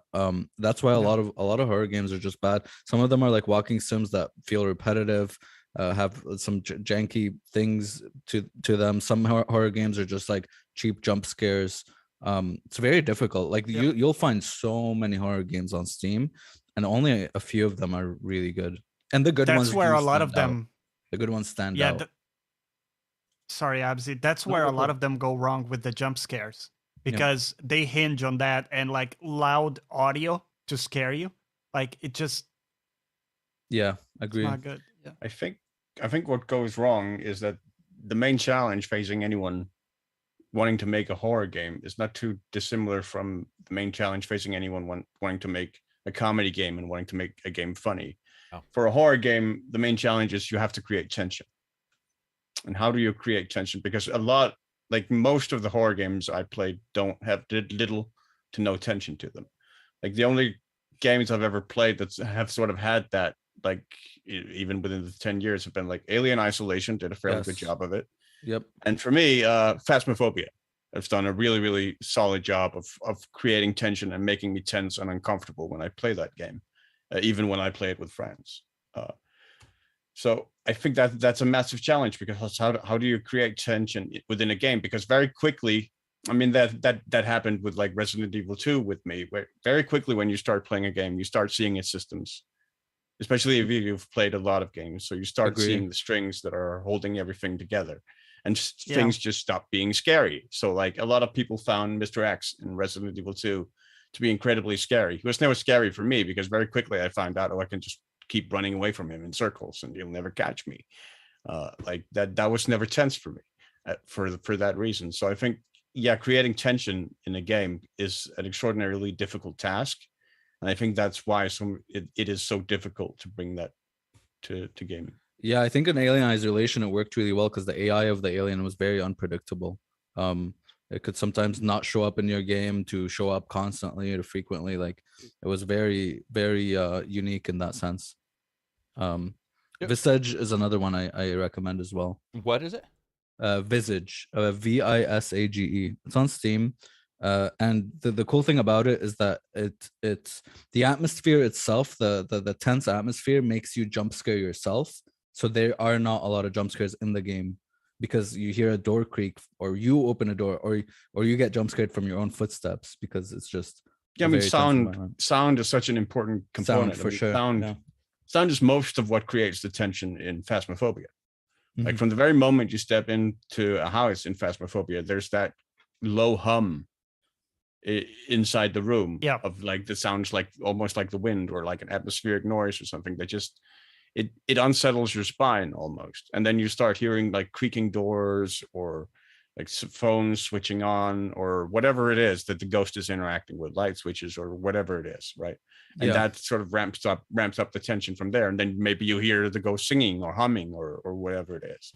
So I think sound is an extremely, potentially the most important element of creating that tension. Absolutely, yeah. And there are games that don't they don't intend for it to be a horror, but they are horror, like Escape from Tarkov, because there's a lot of sound. There's the Hunt Showdown, there's like stuff that like freaks you out and scares you, but they're not actually just horror games, right? For because me, of the sound. I mean, Reg, did you find RE7 scary, or did you find it creepy? It was more creepy, which is probably also the reason why I was able to play through it. Because actually scary stuff I skip out on. I think I for different reasons I actually agree. I don't agree. I mean, I agree with that, but I think I don't really find scary games that are planned to be scary ever scary. It's the ones that are trying to be abnormal slightly that are scary. You know, I think it's almost like that uncanny valley of video games for me. So if something's slightly off, I'm like, whoa. Yeah. So that's why I can play Thief and be more scared in a Thief level. Like, you know, where you're just like, what the fuck is this haunted? True. Like, what's going on? Because I was expecting Thief. And it adjusts, and it's quirky and it's weird when they hinge on that after a while. For example, Soma. I know why people liked Soma, but to me, it got boring so fast because it was the same thing over and over again. I was just like, when I turn away. Soma was a horror game? Yeah. Soma was very much a horror game. Yeah, I got a lot of shit for finding it not scary. But I get why people did. Now, RE7, I found a mix of quirky and scary, and when the guy got close to you, but VR is probably what added 80% of that. And I do believe that just like horror, comedy will work better in VR. And the reason why I say that is because there is something, you'll hear Joe Rogan talk about it when he talks about people doing comedy on YouTube without an audience. That was a big thing for a little while, where people were trying to do comedy without an audience. They were just recording it because no one could go out. And he said it didn't work. But I do believe VR might work, where you could stand, you know, VR chat, where you're like, I'm going to do a comedy session. You see their avatars, and there's a communal thing. VR is immersive. And when that guy's right here yelling at you in Resident Evil 7, I was like, oh yeah, whoa, that is legitimately creepy. I think that works. Or the wife, Jesus Christ, when she comes Sorry, back that's up, who I like, in meant. front of Yeah. you. Yeah. And Dude, when he Kool-Aid Man's through the wall, it felt like you were there, Yeah. and you were just like, he fucking broke through a wall. And the feeling of physicalness is only available in VR. And so that's why I want to jump to VR. So PSVR has 20 games that they're going to show, that we know 20 games are coming. I personally hope at least one's a horror game. I really do think that like that would be a way. So, right. Well, you would assume so, but it's Sony who might try to hit their blockbuster copy side games, their Horizon Zero Dawn knockoff games, which is what I'm worried about. I hope they don't. I hope they do have a horror game, full on horror. I can't help but think that horror has so often been a showcase for VR. Like, because horror is so it like is. It's just you not a touched on, showcase. it's so for Sony. dependent on immersing you. Yeah. And stuff. I can't wait, man. Like they did with as a showcase for PT, right? Yeah, it will be $1,000 to get a PS5 and the VR, Oh my which God. is crazy expensive. PT was available in VR as well, wasn't it? The little the side thing, the side PT game. the demo Might have been. I don't know. I never even I watched somebody play think it was. You don't think it was? But let's say Kojima goes nuts and nutser. Let's say he goes nutser, and he's doing Silent Hill PSVR too. Like but here's the thing with VR, dude. Like, I want, man, Resident Evil 7 was a great experience, but like I want full like horror games. Like Alex, Alex wasn't like a horror like tech demo, right? Where you just go into VR and get scared. It was a full, you could shoot people, it was scary, and it was just immersive, like you were in the game. I want shit like that more. And we don't have. You don't much think of it. Silent Hill, a full Silent Hill game in VR would be that? No, yeah, it could be, yeah. I'm okay. just saying, like, you said, I don't want it to be like the here's PT what I tech want. demo, right? No. That's why I said, Yeah. what if he goes crazier and he does a full Silent Hill game in VR? Well, that'd be sick. Yeah, that'd be sick. Yeah, That'd be if they sick. said Kojima, now it'll be 6 years, right? And 2 systems later, we'll be on the PS7, but whatever. It comes out, and it's like, if they're like, hey, man, one of the games I'm working on is a full-on Silent Hill PSVR2 game that is a VR game. This is not a flat game going to VR, even though we now know from Unreal Studios and people working on Unreal, it's very easy now to do a pancake version and a VR version. I don't care. I want a full PSVR 2 Silent Hill. Yeah, like ground up VR, just like Alex, right? Just like Alex. Sick. Even though, I don't know, man, I would personally say Resident Evil 7 felt like a VR game, even though it also pancaked. It was my favorite VR experience up until Alex. Yeah, me too. Even though it was shitty VR, like that experience was awesome. So it scared the shit out of me. I just think when you look at it, they do have, we're probably not going to see a concrete genie, but I was like looking at stuff. I was thinking that Sony has been trying the different sports stuff. Would Sony do a NFL or a football game where you're the quarterback, because they are talking so much about their grips. It's like, I don't know if I want to see people doing this in a fucking VR game, because that shit's just screaming break your stuff, right? Yeah. Like we're gonna see videos of people throwing their controller through a TV. There goes the TV. There goes the TV. But yeah. Somebody also said that Call of Duty, I don't know if you guys saw this, but the Call of Duty had a safety warning, and only VR games have safety warnings in their when they certify. So there are people thinking that this new Call of Duty will be VR as well, which a shooter is needed, minimum one, if not 2 or 3 shooters are needed. Shooters are it, But racing games, they need a racing game that nails it, Sony can do Spaceship. Yeah, Sony can do it. So I do believe Sony's got those.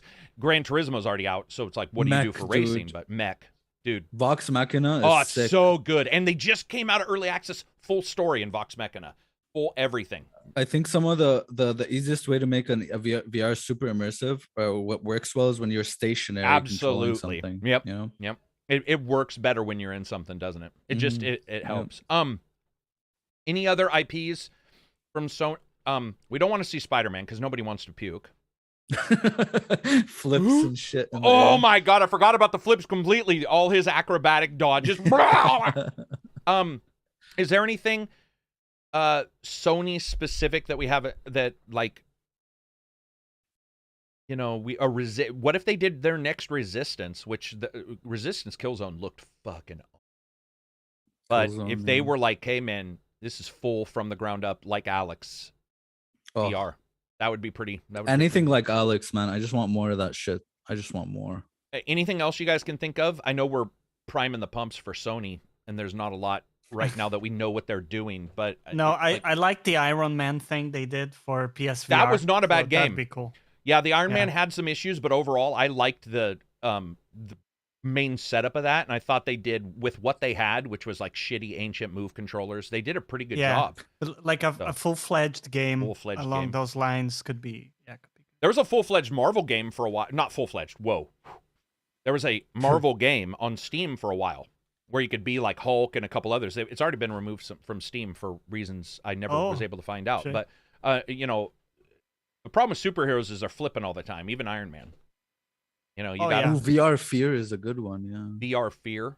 Yeah. Remember? Oh, Fear? that really old. F-E-A-R? Yeah, man. That's where they old. did cool tricks with their AI that made First it seem Encounter like... Assault Recon. Yeah. It's a good game. First Encounter Assault Recon. That's what Fear stood for. I forgot. Wow, that's some old ass shit. Because Fear is like over a decade old, isn't it? Yeah. I played it that's recently. from I think 2001. 2002. Okay, I have a question for you. Would a killer app be this? Be honest, no negativity. What if they said Destiny in VR? Okay. Would Destiny in VR? Why? Because it's a system seller. That's why. Would you guys be interested in Destiny in VR? Not really. No. Wow, negative Nancy motherfuckers in here. I'm just joking. What you said? Don't hold back. I know. I did. I mean, well, here's the thing, guys. If they're saying 20 and we can't come up with 5, then we're in deep shit, is what I'm saying. So what, right? So what I'm trying to do is prime the pumps for some positive. You don't say we're going to show 20 and have nothing. So there's got to be something. Guess. So I'm trying to for me, glean what could possibly be. I mean, for my part, a shooter just doesn't work in VR. You're not a big fan of shooters in VR. No, because I'm just like I find myself longing back to just sitting by the television with the controller and having more control over it, because better, more precise aiming and whatnot than I would have in VR. You know what I like in VR? Like platformers where you're the camera looking from up and you're controlling did someone. a good job on that. Yeah, I really like that stuff. Okay. I think they can do a lot with that. So like Ratchet and Clank going through the portals. What's up, Rogerio? Praise the sun, my friend. Dying Light VR? No, my God, no Dying Light VR. Well, it looks like I'm the only one really excited about the VR stuff, so we'll have to see. I'm hoping we get some announcements that maybe surprise us. I mean, sadly, Sony doesn't have a flight simulator, so exactly, and they don't, other That'd than be great, GT, have a racer because they got rid of the Drive Club people, which is surprising because that Yeah. game was. Oh, Drive Club. If I was Sony and somebody made Drive Club, I don't even care if they ever released another game. I'd be like, help other people make games that look like that, because regardless, that game was unbelievable. I mean, even playing it now, you're just like, holy shit, that game is incredible looking. So, I miss those old racers, dude. Or Midnight Club. Fuck. Midnight Club, Gotham Street Racer, remember those? Oh, yeah, Oh, Gotham, dude, they were the yeah. Metropolis Street Racer. They were all good. Mhm. All right, new Wipeout VR. Yeah, that's probably going to be a thing. Oh, That's, no. Wipeout VR has already been a Yeah. thing once. So Really? Oh, yeah, shit. yeah. So Wipeout VR is probably a Wipe really me good. out in real life. Ooh. Chewing gum, eating ginger, taking fucking anti-motion meds. Got 16 stickers behind my ears to stop me from puking. I'd still probably be sick. Hmm. Moving on from there, I think that was the Sony parts, right? Did we cover the Sony stuff? Except for the fact that they also projected they expected within a couple of years that 50% of PlayStation revenue would be from Mobile. PC and mobile. Oh shit! I know the Returnal got leaked that it's coming on PC. But hell yeah, dude, I want to play that game. Dude, guys, mobile's awesome. Power-wise, mobile's awesome. It's awesome. It's incredible, man. I'm playing on my tablet going like, these things are beyond belief powerful. Put your side games on there. I want more Fallout Tactics kind of games. I want Wasteland for the first-person shooter on my Xbox, and then I want the tower add-on on my tablet. I want, like... Fallout Shelter was pretty good. That's what I'm... Sorry, I said Fallout Tactics. I meant Shelter. I want those cross... Dude, my tablet's so powerful. Like... We're at that point now where you can do Iron these Blades. things. That the Epic one? The Elder Scrolls. Oh, Blades. that's Elder Scrolls. There was an Epic one only released on Apple systems that was like the first of the big, oh my god, this game's on a tablet kind of moment. I don't remember the name. Streven, $5 super chat. Star Wars Squadrons is epic, and you're absolutely. And I think Silver just grabbed Star Wars Squadrons. Did you not just start playing that, bud? Yeah, I saw you did. post it. Not in VR though. Yeah, but it's good, right? It's a very enjoyable flying game. Yeah, and I mean, even more than just a very enjoyable flying game, it's a very good Star Wars game. Yeah. Like it's. I heard the especially VR for, in that one. for the nostalgic feels.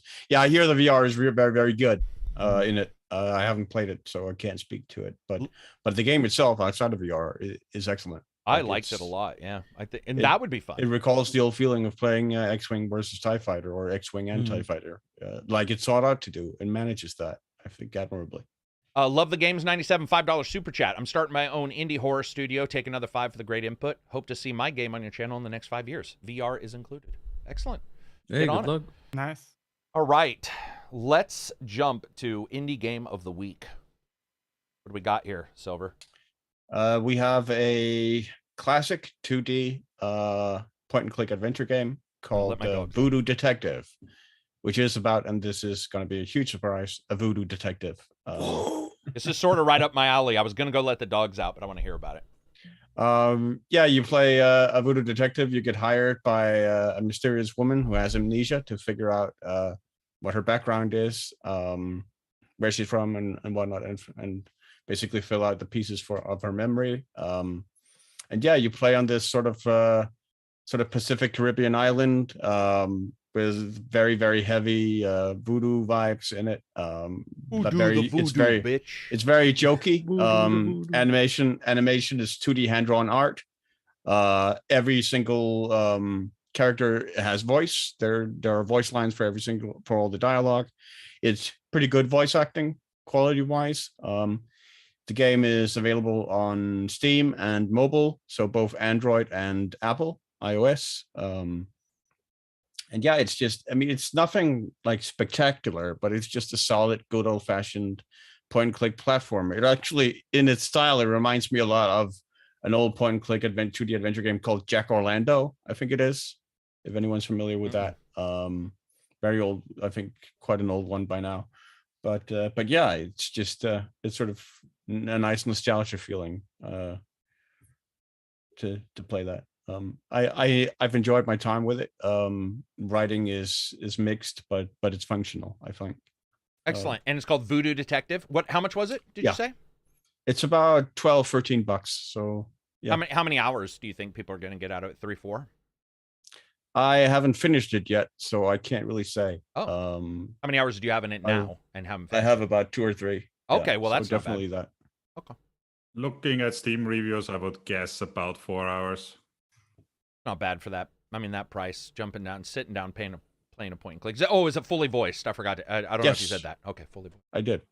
Yeah, fully Awesome. voiced, all characters, all lines. Yeah, Nice. and pretty decent voice quality of voice acting.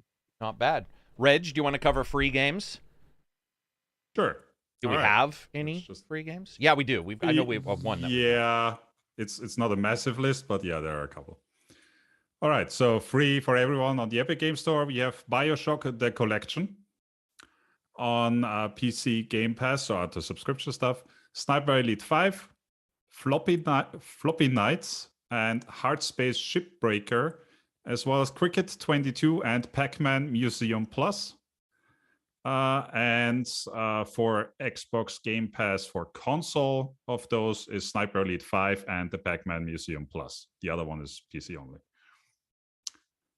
Prime Gaming, so that's Twitch, coming next week. Across the Grooves, Astrologaster, Calico, Escape from Monkey Island, Far Cry 4, and WRC 8, FIA World Rally Championship. And that's the end of the list. That rally game's pretty good. I sort of like the WRC games. They're hit and miss, almost like every other game is good. Kind of. That Every Shipbreaker game. That game's You played that, right, Karak? a little bit. I That wasn't a was big early fan. access. Yeah, it was early access. I wasn't a big fan, but it Okay. is a popular game and a lot of people like it. Okay, and Yeah, that was that's- Game Pass PC, Reg? Yep, Game Pass. It could be C, correct. Okay, yeah. I might Try try it. that. I like it. Yeah, Interesting you to played see, it, right? Abzy, you played it. Yeah, I liked it a little bit. Oh, I go just it was way too early access at the time. That's how so- I hit it. Okay, Yep, yeah. same exact problem for me. What were you saying, Silver? Interesting to see Escape from Monkey Island there, which is, I think that's the one they made after Curse. It says 2000, year 2000. Yeah, I think Release it's the date. one after Curse, and the first one that was sort of CG graphics. I wasn't crazy with the graphical design choices in that game, for the looks, which was why it's the only Monkey Island game I haven't really played much. And that's free, or is that on the Yeah, subscription? I mean, sounds like that's on on Game Pass Twitch. now. So yeah. Gotcha. Cool. Or- No, not Game Pass. That was Oh, on the Twitch. list. Okay, sorry. Twitch, we got some serious games. Does Stadia ever give away any games? Is Stadia even a thing anymore? What happened to Stadia is Stadia? only for the pro subscription. Like Oh, only sure. if you subscribe, you get some stuff. Gotcha. So not really. Everybody in chat, what subscription services, TV show, movies, anything do you subscribe to in video games? I want to know. Even if it's music stuff. Start posting them. I'm not going to post mine. I have Yeah. a lot. I have a lot of free ones I'm using too. Pluto, I use a shit ton of. They have so many good channels on that for free. I'm always blown away. Did you Yep. guys see the new thing on Amazon now? Freevee or whatever? Where they're like, you No. can watch this show for free with ads. So they have like, it's actually quite difficult to parse when you have to pay and when you don't. But basically they have like Freevee where you go there and it'll be like, okay, well, I'm pretty sure that sadly only qualifies for the US. US. I didn't even think about that. Probably. Yeah, Oh. probably. Well, I don't know if it's sad. Well, actually, I've watched a couple, so I guess, yeah, it probably would be a good thing. Gaming Addict, what's up, bro? Gaming Addict, I asked you a question, and you ignored me in Discord, and I'll remember it. I asked you if you had gotten Sniper Elite, and you didn't answer me. And I'm holding it against you. Karak will Spotify. remember. I need that to pop up. I need a button for that to pop up. Spotify, Curiosity Stream. Curiosity Stream. Is that Yeah, you just need Torgrim with his book of grudges, doc- as always. Is Curiosity Stream Lots the of documentaries. Yeah, right. See, that one is probably one I should subscribe to because I dig. Like, I'll go to Spark on YouTube and just, hours of watching those. YouTube Premium, Apple Music sometimes. Gaming Addict said, I just woke up. My bad. Yeah, exactly. You should have woke up earlier to answer the tweet that you didn't even know was there, man. Come on. Shudder. That's the horror one, right? Got some cool stuff. Netflix, Hulu, Spotify, Game Pass, Netflix, Disney Plus. This is one person. Netflix, Disney Plus, HBO Plus, PS Plus, Amazon Prime, Xbox Ultimate, Game Pass, Nintendo Online and Expansion, and Tidal. What's Tidal? Music? Music. Yeah. Idle is also music, the super uncompressed, I think. Oh, FLAC, Like super high quality one. super high quality one. Cool. My car prior to it getting totaled, it played uncompressed. It was actually very cool. Let's see. YouTube Premium, Curiosity Stream. Mike Oxley Z, $10 super chat. Thank you, Mike. You didn't say anything. I don't know if you meant to, but if you did, feel free to post it, and I'll still say it. Thank you very much for the super chat. HBO Max, Shudder, YouTube Premium, Shudder. A lot of people with Shudder. Why would you stream a music one, if I may ask? Because can't you get all music? I mean, isn't music everywhere? Like Spotify, can't you just go to Spotify? I don't use Spotify. Can you go to Spotify and just type in? Spotify, for example, without subscription is atrocious because every clip there is an ad. Oh, I see. Doesn't Luna have free games? What's Luna? Oh, that's the Amazon one. No. Yeah. Wait, Amazon's okay, and then Ubisoft also has theirs. But Ubisoft's, they're all free, Ubisoft right? Plus. Aren't they, or something? If you do Plus, aren't they all free or something with Plus? Yeah, if you do Ubisoft Plus, you have access to their games. Yeah. Ooh, we got a hot, sexy, Similar to EA's hot, EA sexy Plus chick or whatever posted it in is. here. Guess what, bitch? Bye-bye. Tidal. A lot of people doing Tidal. Okay. I'll check out Tidal.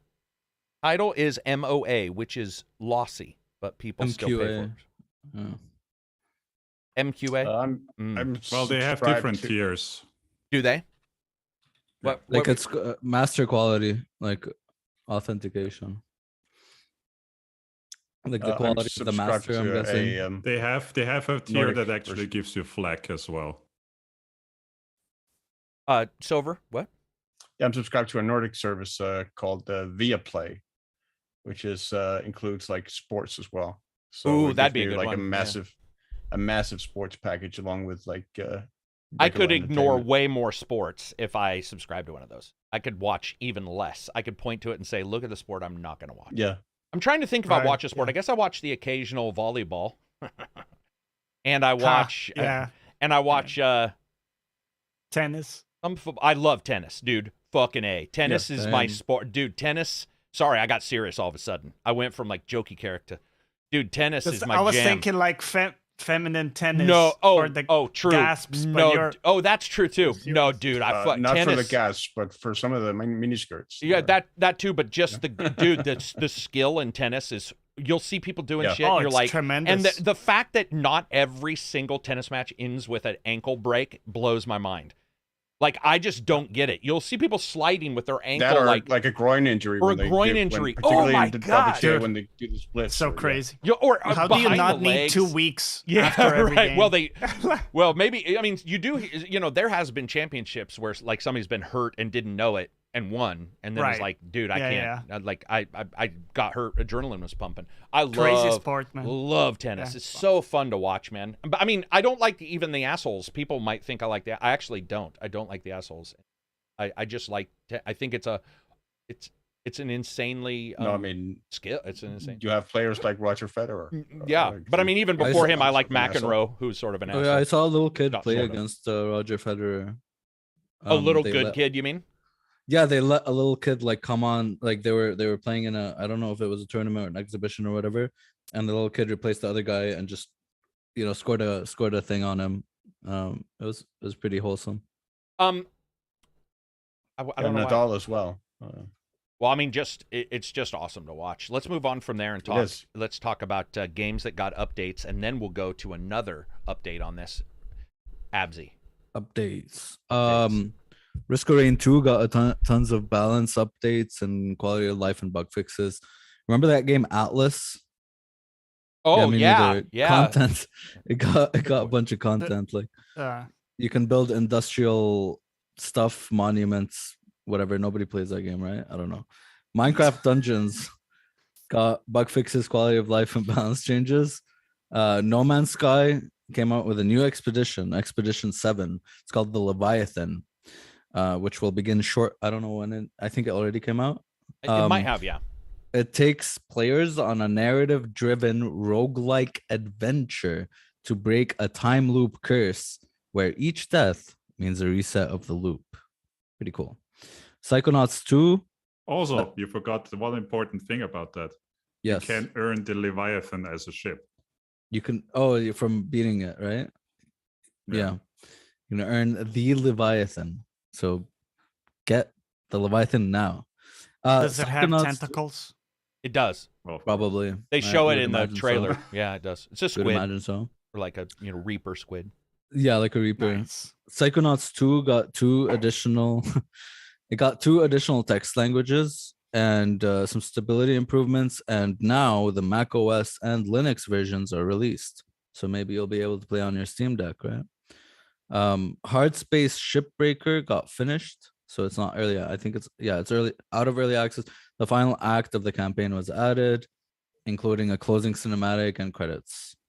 And Valhalla, Assassin's Creed, got a new update with where they added, you know how you have your whole base or hideout, they added an armory building where it includes a loadout feature, so you have different loadouts that you can quickly switch between in the game.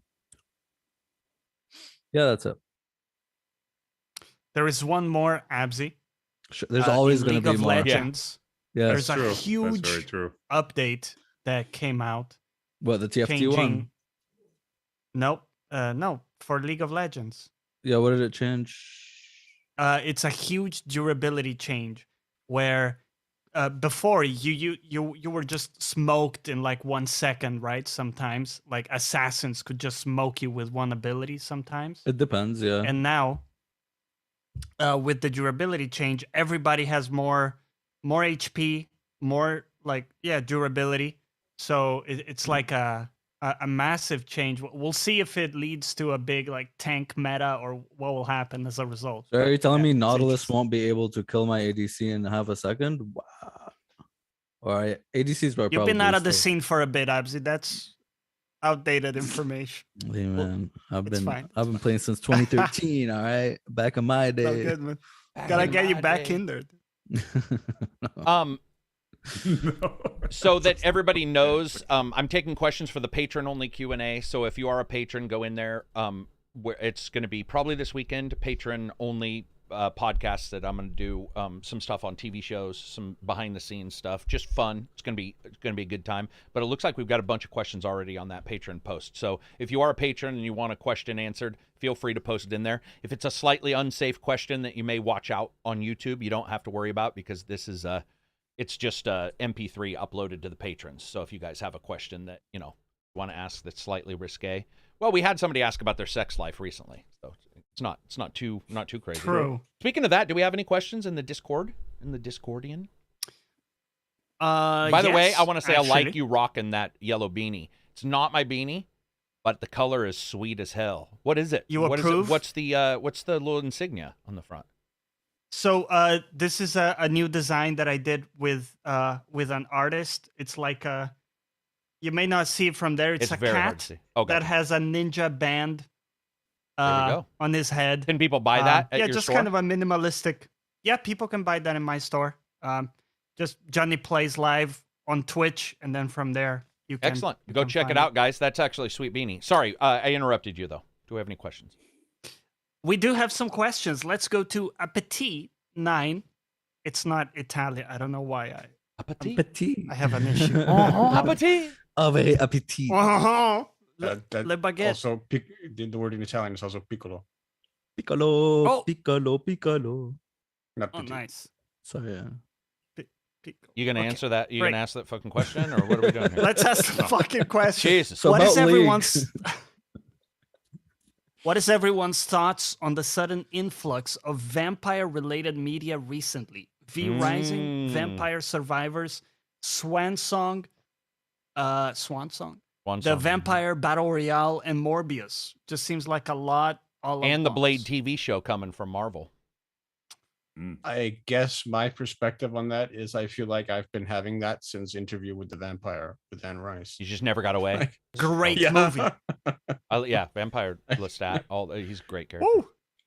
And we don't get many vampire games. Like looking back, like compared to zombie games or like military True that. games. True You that. know what I mean? Yeah. Like there's just Yeah.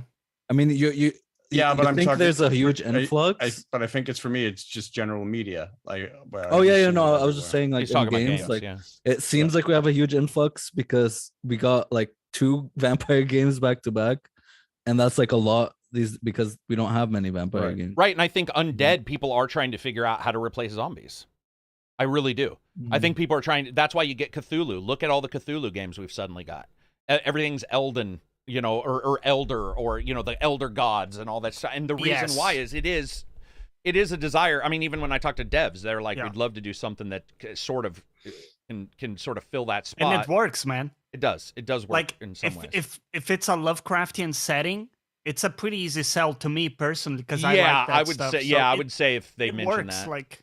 And we've even got the one Sunless Sea. Wasn't that the one where you're on the boat Yeah. and it was also like Yep. yeah. So Yeah. to me, those and they allow what Zombie Sea? You'd be like the zombies can't sail. What the fuck?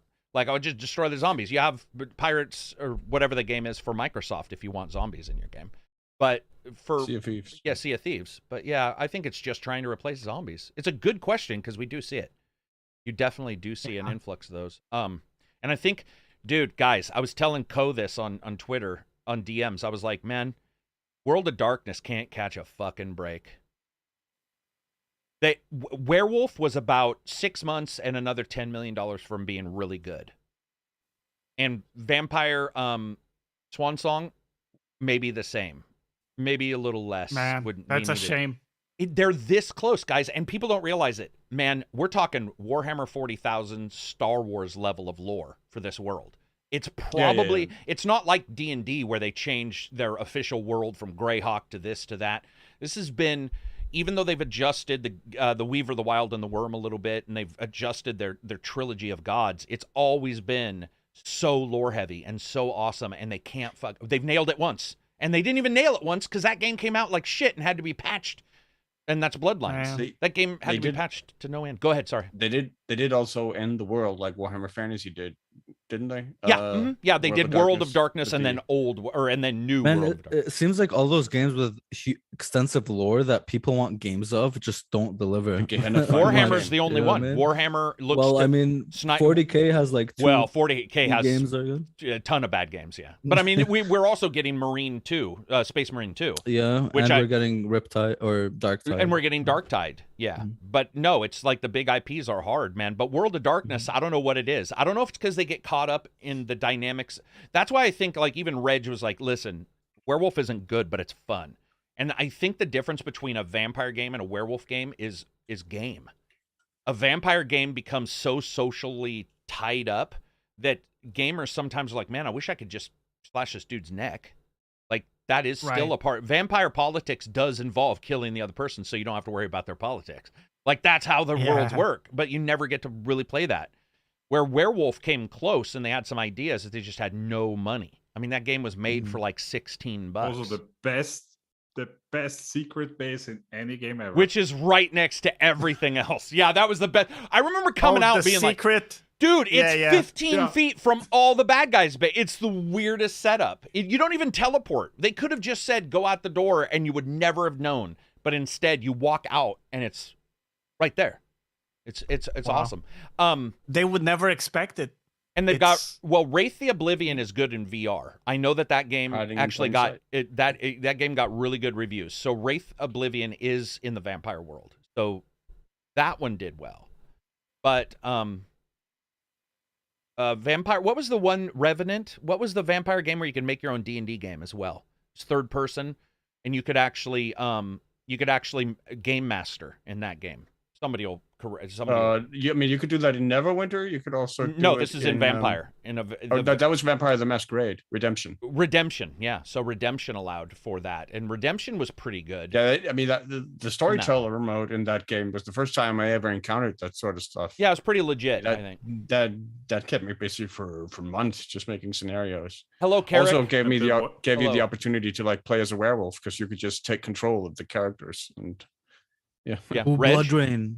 Oh, Reg? shit. Also, the vampire choice of novels. Those games are pretty good. well regarded. Yeah, Yeah. but I mean, yeah, maybe they're good because they. I don't know. I would love to see World of Darkness knock it off, because I think World of Darkness, if you guys follow it and start to look at it, it is the Absolutely, I most completely agree. unbelievable IP I've ever seen. Like, I remember just going like, wait, what? These are all connected, and it was each one you get is a complete world view that exists in the same world but has a completely different worldview than somebody else, and still gets their power from. It was so well done. Let's see. Somebody said, I'd be down for another Blood Rain. This is Streven, $5 super chat. Another Blood Rain. Another. I love those games. That game's ancient as. Yeah, they're pretty old. I think they did actually. Either they just launched a remake, I think, a year or two ago Of Blood Rain? Rain. Was it a remake of like a remake? You mean just like a re-up-res kind of thing? Was that? I think it was mostly like just increasing resolution and stuff like that and other stuff. I don't think it was successful. Nothing I like is. All right, go for it, Johnny. What else do we got? Super chats. This question Questions, sorry. from Murderbot. Murder. How would you recommend game developers innovate various genres while still appealing to fans of that genre? For instance, I love FPS games, but they are all so similar to prior FPS games that I quickly get bored. That's an awesome. Open-ended. No, let's question, do it though. by genre. Let's just first-person shooter. What is something that we would like to see to step that genre forward? Oh, something on PC that I think first-person shooters should really do, or maybe even all games. I already know think. what you're gonna say. Do you? Escape from Tarkov did this, all right? Oh, nope, And I don't know what you're gonna say. No other game, maybe some other games have done this, but using the scroll wheel to adjust movement and how low you crouch. Yeah, the That sensitive. fucking Yeah, the games have done that. not even just like at least just speed. You know what I mean? Yeah. I mean we don't have a fucking joystick. Let Splinter us just Cell was the adjust it. first. Yeah. Splinter Cell was the first. I would love to see that on every game I got. I don't use my mouse wheel for anything else. I don't use it to, but yeah. No, that's fair. Anybody else for first-person shooters in particular? Yeah, I mean, the big thing with shooters for me is make equal rules for everyone. So give my enemies, just like I have limited ammo. Yeah, right. Give my Yes. enemies limited ammo. Yes. Just like I have limited supplies, give my enemies limited supplies, so that I can actually use that tactically and either like make the enemy burn out all his ammo and then have to engage me in melee, or something similar, so that you have tactical choices to make during gunfights in that sense. All right. Yeah. That's fair. Reg, any for first-person shooters you'd like to see? The only thing I can think of and keep thinking of is Destiny 2 is still the most satisfying game to shoot enemies in my opinion. And I think just the little animations and the little sounds you get, they make all the difference. And I would like to have more games implement feedback in that kind of So way. you're getting feedback from like a sound of a weapon near you, or the sound of running out of bullets? Is that what you mean? Like the audio? No, more feedback? like how successful your hit was. Oh, I see. Okay, gotcha. Headshot versus body shot versus leg shot, slight tonal difference. Gotcha. Yeah, that's cool. And it is. You're right. It is insanely satisfying. What about you, Johnny? First-person shooter. I think the ability to switch the camera, I would love that. I would love First, third, at any time. Is that and be able to like move it depending on moments, or almost have that near automata experience where the camera kind of changes for different segments. So you might go into a bullet hell segment where it goes like top down and you're doing. I love those kind of camera switches. Yeah. Maybe you have a over the shoulder portion in a way that made sense, right? To elevate what's going on. Or like in Arma, where you can unlock like free look, so that your body stays locked and your weapon stays locked in one direction. And you can move your head. You can move your head to look. Yeah, I think games. Nice. Yeah, I appreciate those. In So games. here's my answer, and I won't give it for any other, but and there's multiple genres, but for first-person shooter, I use it myself, and that's voice attack. That's what I thought that Abzi was going to say, but vocal commands and using voice, I've seen it in a couple games, and it's really been highly enjoyable. I do see somebody say gyro aiming, but since some people play with some people also won't have a mic either, so I guess that's sort of unfair for me to say that. But gyro aiming is awesome, yeah, and people are starting to figure it out for PC as well. You make a good point. But you guys you don't even realize you're missing out if you don't have voice attack on your PC, because the stuff you can do. Go ahead. Yeah, like there's a game called Ready or Not. I got it recently and played with Dopey Joe in our Discord. And it's basically a SWAT game. Finally, a SWAT game after all these years with no SWAT games. And when you're playing single player, you have a team to command, right? So voice attack with that would be fucking sick, because you tell them breach or not breach or take cover. That'd be really cool. There's just so many things I would love to see, and I think that we've seen it occasionally, and it's worked out. I saw somebody say Toby eye tracking. I think eye tracking does work regardless if it's VR or a bar that you buy, but that is a hardware thing. And again, microphone's sort of unfair because that's also a hardware thing. I just think people have a microphone far more often than they have Toby eye tracker.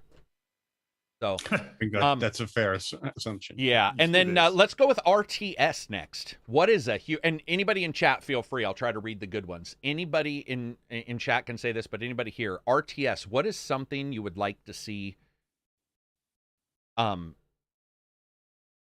Like, or that we feel might completely, I don't know, blow it out of the, like, make it more new. It's almost the same answer for me, but it's difficult because it's so hard to do in strategy games where, again, same rules for players as for the AI. So when you're like seeing like the AI being able to cheat in terms of like production, right? And suddenly like churn out like twice the amount of units that you can produce in your base, right? And just sort of spam the entire map with them because it needs to do that in order to provide some sort of challenge. Yeah. Like that sort of ruins the experience for me, because already I can tell, I mean, there's something off here. We're not playing the same game here. Like these are two different games with two different sets of rules. Yeah, I can see that. Sure. Here's the thing with RTS. I'm terrible at RTSs. Okay, I used to be good. I'm terrible right now. What I would like, if I'm going against an AI, an artificial intelligence that can do 100 different things at once, let me pause the game, please. I do that. Oh, right. Pause. Yeah. Let me pause. There's also another really good one. I am 1 million, or we are billion. Yeah. We are it's billions. really good. Real time with pause. I love that shit. I can't play actual RTSs anymore, so I'd appreciate more pause. Any Reg, Johnny? Go ahead, Johnny. I got one. Subterfuge. I would love to see more of that, like sabotage, infiltration. Oh, yeah. So imagine if you have walls, right? So this is like Age of Empires or what, like you have walls. And instead of just banging on the walls, you could also have units that are able to like scale walls, like fucking ninjas. Scale, yeah. Or like in Helm's Deep from Lord of the Rings, you know, you find like some kind of weak sewer spot, tunnel, whatever, right? And blow up the wall, like this type of stuff where it's a bit more like shadow business, you know. It's like that. It's funny, in like old Command and Conquer, like one of my favorite strategies was loading up a helicopter with engineers and getting it past the aerial defense of the enemy, landing it in their base, and then just using the engineers to run in and take over the entire base. Yeah. Right. Or with Yuri, remember Yuri in Red Alert, where you could mind control people? You like go and sneak up and mind control shit. Reg, any from you for RTS? Nothing new. It's just stuff that we've seen in past in RTS that's kind of gone away, maybe on the wayside, that I would like to see more of. Like thinking of just the massive armies in like a Supreme Commander. I like that kind of stuff instead of you have your Supreme 5 units and you have to do everything with that, or you're limited to a maximum of, let's say, 50 units you can build, and that's the map limit. I want those just massive numbers on the screen again. Yeah. I think Age of Empires also has the second one I really enjoy is when you can like put together your own units, equip different turrets to different. Well, set God of damn it! wheels or God treads or damn it! stuff That like was mine. That was legitimately mine. I agree. That's what I almost was going to say, a randomization where I could say this is the platform and hit a button and it's like, so 3 Humvees come out and maybe they have slightly different things or the ability to pull a turret off, and instead of just ending at the Humvee, which a lot of games do. Like you got the Humvee and that's it. And the tech trees for me need to go. I'm so tired of tech trees. Every game's got its tech tree with its 16 pluses, and you're like, oh my God. And they're very static pluses. Plus 10 for sure. And you're like, really? For sure? Also, synergy.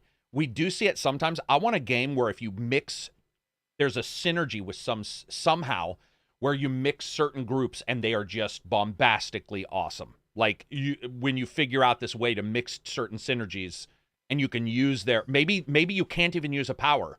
Maybe you have 4 or 5 tanks plus an airplane, and only if you merge those guys will that airplane use its larger radar to help those guys understand exactly. Oh, that's cool. You see a much larger thing. And by I the think way, some games have done that. I was going to say, I'm sure some games have done that, but it's obvious that a lot is being, we're seeing a lot of games that don't, even after the some games have done that. And I think that's the thing is RTS keeps going back.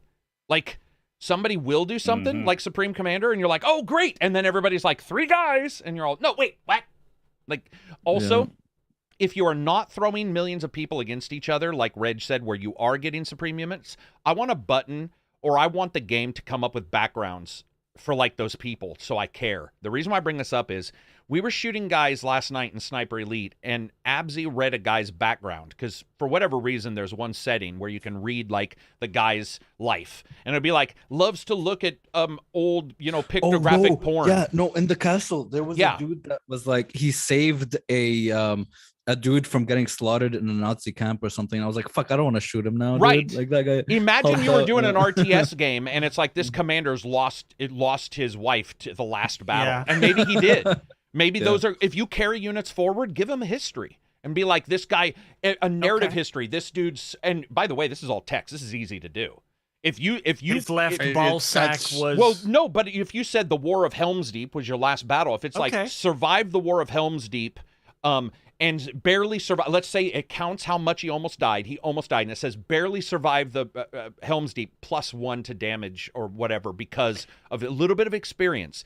But that's separate from all this other stuff. Put some grayness into these fucking things. That's one of the things I really appreciate about Total War Warhammer, actually, because it actually, like, not only does it track like the history of your individual units, so like their kill count and stuff, you can name them yourself. Oh, wow.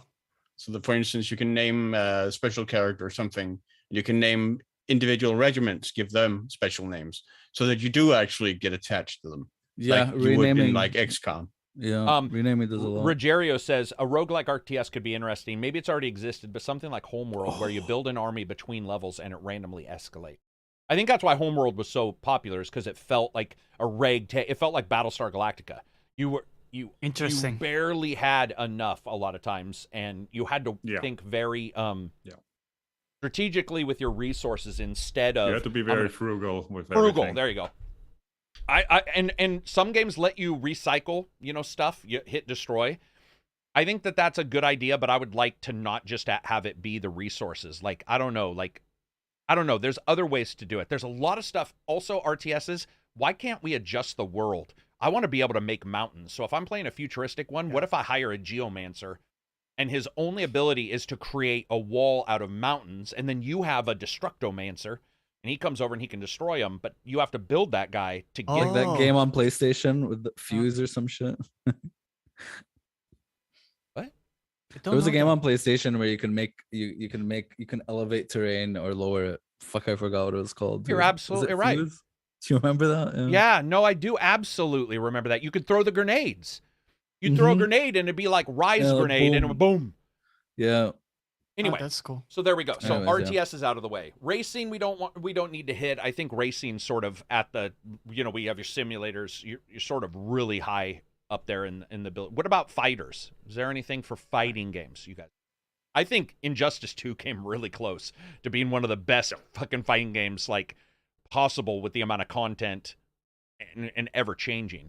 But is there any other So they used to do this, but I want them to go back to that. I'm talking from strictly a single player view, not multiplayer, obviously. But they used to do these things in Tekken or even Street Fighter where you'd have the same like fighter, but then you go into a beat 'em up with them. You know what I mean? I love that shit. Like you it's within the game. There's like you fight 1-on-1, or you go into like an actual beat 'em up game. Okay. So, and here's mine. Mortal Kombat did it. I believe it was Armageddon, where you could actually pick a character and change all of his moves. So you had like straight punch, uppercut, slight uppercut, spinning uppercut, all could be, and you could only have one. So up A did one thing, down A did one thing, right and left A did one thing. But you all knew the base was going to be this, but it completely allowed for every single person, just because of the sheer options, no one would ever be the same. It would be impossible. And I love that. And I'm sure there's some thousands of reasons why they don't, but I don't care, because I think the reasons why you do far outweigh that. The idea of saying, here's your fighter, you can customize his pants, blah, blah, blah. It's like, great. But what about customizing it so that when I play my guy and you play your guy, their moves will be like, it will be truly unique in how you fight them. And I think it was Armageddon. People correct me if I'm wrong, but it was Mortal Kombat Armageddon or Mortal Kombat Annihilation. But because I made I made Darkness from the movie Legend with his big horns. And I don't know, they must have been a fan of Legend, because... Was it Deception? Was it the one where you had your own character that moved around? And no, but that one was funny. Grew old? That one was actually pretty cool. Remember back in the day, Mortal Kombat would always have 3 modes for all their games. There were 3 games, and all 3 had puzzle, Mortal Kombat Kart, and then an open world. Then the other one had a platformer, and it had make your character, and there was a Gauntlet too. Remember the Gauntlet Mortal Kombat? And games? remember there was the one Mortal Kombat where you could switch stances, and you had completely different moveset, and you'd be like, yes, with a sword, Sub-Zero with a sword. That's Deception. Oh, wow. My favorite one, dude. Soul Calibur 5 and 6. Drunken Fist. Soul Calibur 5 and 6 let you make a fighter as well. I don't remember them letting you completely adjust every single moveset, because I have both of those. No, you could create like a very... you could create a fighter, but you couldn't say, like, I want to completely adjust his moveset. So it's completely different for every single move, like that Mortal Kombat. I'm pretty sure that Mortal Kombat's the only one that does it. Absolver did it very well. You can make your own combos. All right, go ahead. So for me, I think what I would love to see in fighting games is just halfway decent storytelling. A sense of who am I? Why am I fighting? Who am I fighting? So that I could actually feel some sort of investment in the fight, instead of just like beyond you're at a tournament, just like the competitive aspect. Yeah. I mean, Sifu, did a pretty good story. So Sifu was, didn't allow for all the other customizations. But what were you gonna say, Abzi? Sorry. No, I was like going to a different genre, like ARPGs. I think a lot of them are stale because they're all like hack and slashes. And I would love to see an actual ARPG that's not hack and slash, like an actual ARPG, but an RPG. You mean we're moving to Diablo games right now? Is that what you're saying? Yeah. Like not an ARPG like Diablo. I want an ARPG like Divine Divinity more. Like I want like an actual good story, start to finish, fucking ARPG, with like actual role playing. There's actually, about going like circling back on RTS. Like there's, the RTS they made. What's the company that made Divinity now? I forget. LL. Yeah. It's fucking making Baldur's Gate 3. Latrian? No. Larian. Yeah. Larian. That was pretty close. Yeah, they made a Divinity real-time strategy game, Dragon Commander. Oh yeah. Dragon Commander really brought a lot of very, very interesting ideas to the table, sort of narratively, in terms of what that game did narratively, because it had a lot of branching storytelling aspects that you could make in that game that really had decisive consequences for how the rest of the game sort of unfolded. And that's sort of just been forgotten since. But I would really love to see what other developers could sort of do with that fundamental aspect that they brought forward in Dragon Commander. Because Dragon Commander was really just an average sort of RTS, but that aspect really sort of elevated it into something very, very unique, I think. ARPGs, back to that, I do believe that also the worlds become nothing more than like this weird backdrop. I would like to see the worlds have more environmental stuff that was easy to dodge, but something that was there. Right now, and whenever I play an ARPG, I'm never looking at the world. I'm always just looking, and I'm just spamming buttons. And I mean, I guess that's a big thing, but something about that I would like to see it slightly adjust. I don't know how you would do that, though. ARPGs are sort of built around that. Lost Ark has that. I mean, Diablo has that. Like, what do you do? I mean, like you said, Divine Divinity was sort of like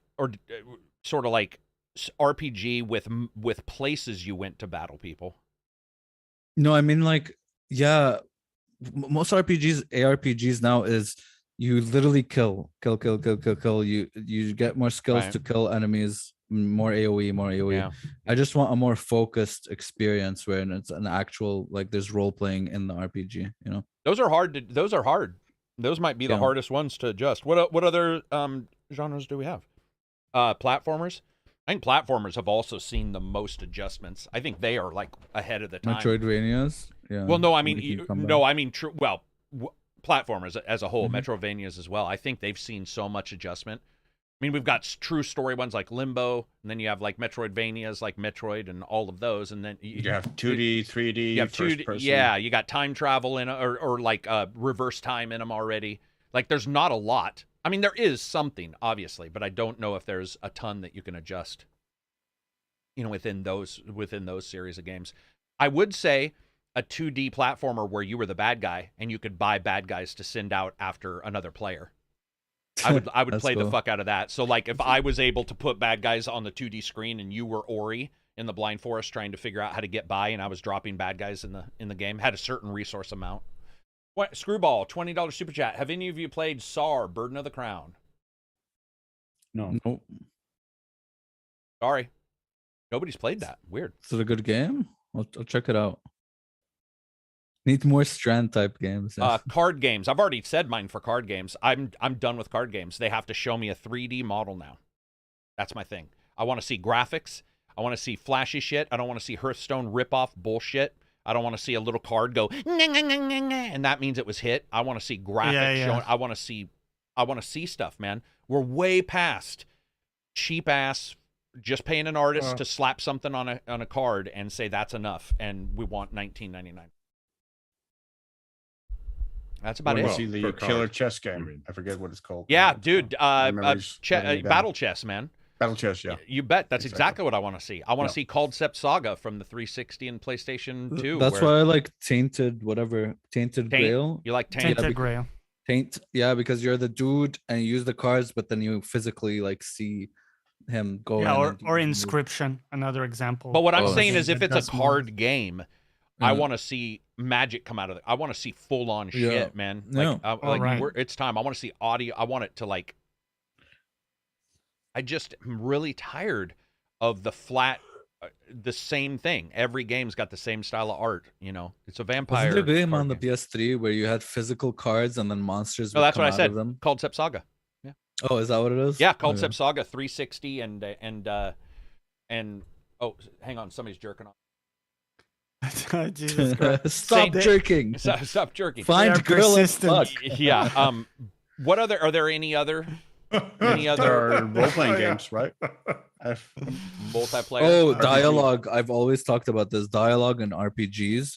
I want them to move away from like exhausting every dialogue option, make it more like a natural conversation where it just leads somewhere else, you know? Yeah. Gamers aren't going to accept that, man. You got people who are like, I want to be able to exhaust every fucking. Yeah, I know, but I just want more natural conversations. I want the Dark Souls of conversation games. Yes, dude. But some games do that. Disco Elysium did that. I died reading a book.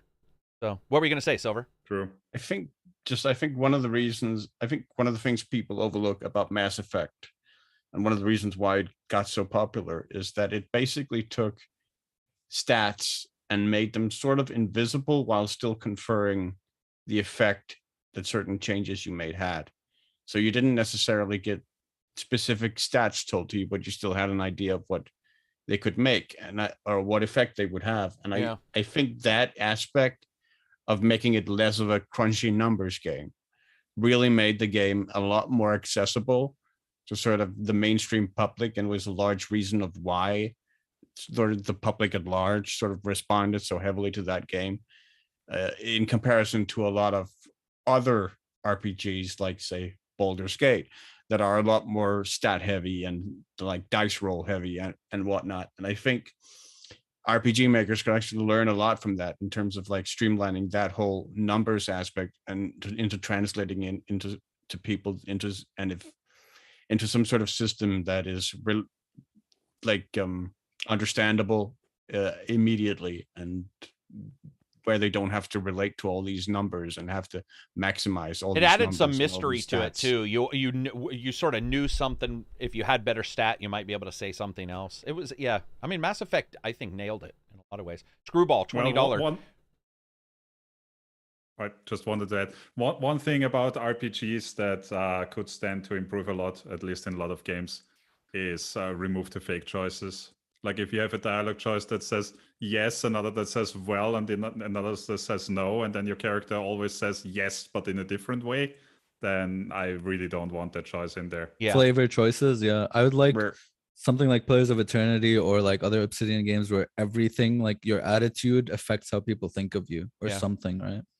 I mean, the big thing there, Reg, is how often they just where it isn't even necessarily the same line you deliver, but you might deliver an entirely different line. It is different, but the result is the same. You still say yeah, yes, but you always maybe go don't back want to the same root dialogue tree, and then there's no like maybe Yeah, maybe you just had a large conversation about the background of a particular topic, and then it goes back to the root conversation, like you never, and the person you're talking to is talking like you never had the conversation or the dialogue that you just had. Yeah, that's There's what I was no saying. It acknowledgement never, of that. it doesn't advance into something new. It just goes back to exhausting.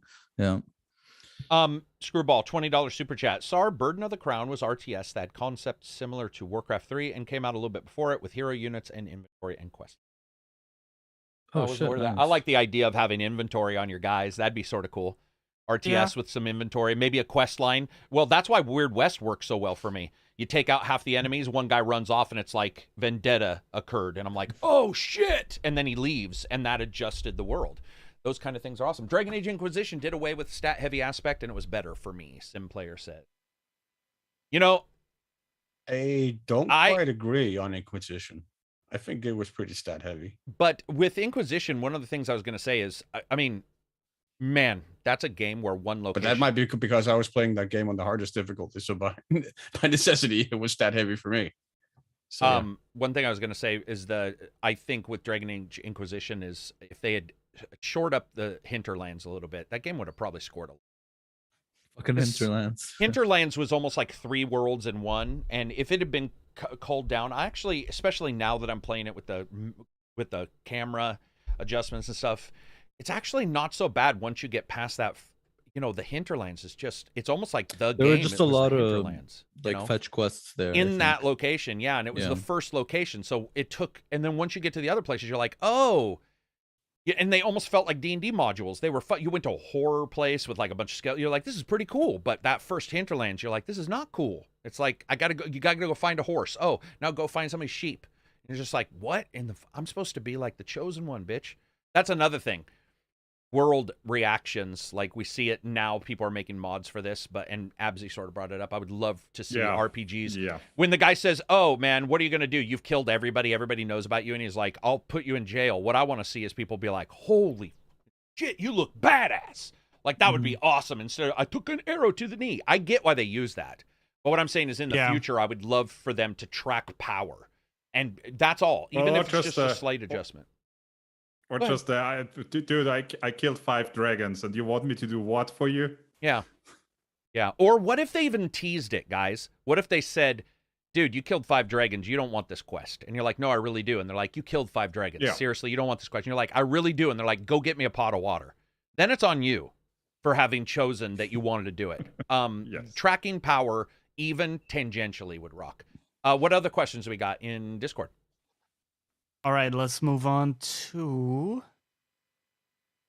what Cobble says in there. Don't forget to give away my Steam codes if you haven't, but I think we're doing that through the Discord, aren't we? Yeah. Unless Sleeve is live. If Sleeve's in here, he can give them away. Yeah, we do that through the Discord. So we'll leave that sleeve. Casides says, has there, I think he's Spanish, I don't know.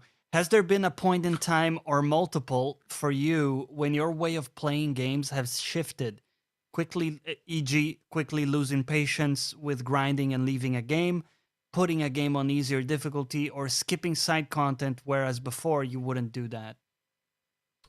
Sorry, what was the root of the like? The root of the question is: over time, has your way of gaming changed? Like in the old days, Yeah. would you have ground something, or would you have, you know? Yeah, he says, has there been a point in time or multiple when your way of playing games has shifted? I understand it as Karak does, like throughout your kind of life, I guess. Yeah. As a player. Not even just the genre changing, but that you're still playing the same genre. Yeah. But like maybe you started playing stuff on easy, or yeah, true. Yeah, difficulty is a big one. Yeah, that's true. Yeah, I would say I've changed somewhat on what difficulties I choose. I've definitely skewed much, much harder in the last 10 years than I did when I was younger. Maybe the games were harder then, so you didn't have to. But I don't believe they were. But I would say I definitely play harder and harder now than I. I used to want to 100% every single thing ever, and now I learned. I mean, missing some stuff isn't that bad. Yeah. I learned that playing it naturally, and if there's a quest, let's say someone tells me to do something and I don't want to do it, I can say no. Yeah. They give you the option to say no. So yeah. And it's actually cooler that way. Maybe you return to it, right, Absy? Maybe you go back and you're like, okay, now I do want to do this quest. Like with Elden Ring, I didn't 100% it completely, but when I played a new playthrough, I was like surprised by new things because I was like, you know, yeah, cool. No, that's a good. That's really good. Anybody else? Yeah, I mean, multiple times.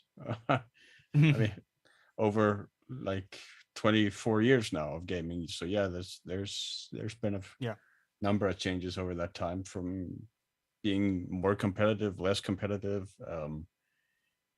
losing my temper less when I play by myself.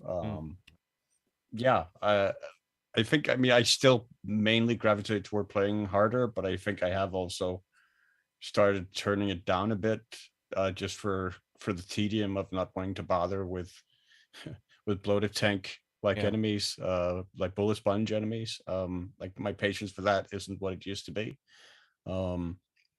Yeah, so definitely difficulty is something that's changed a lot. And also I used to like give myself a lot of challenges when I played games. So like I would play like Max Payne 3, and I would only ever use the handgun, like the 9mm Beretta with Max, because it felt to me like that was what Max would do. That was how Max would go through it. He would just use like the 9mm handgun.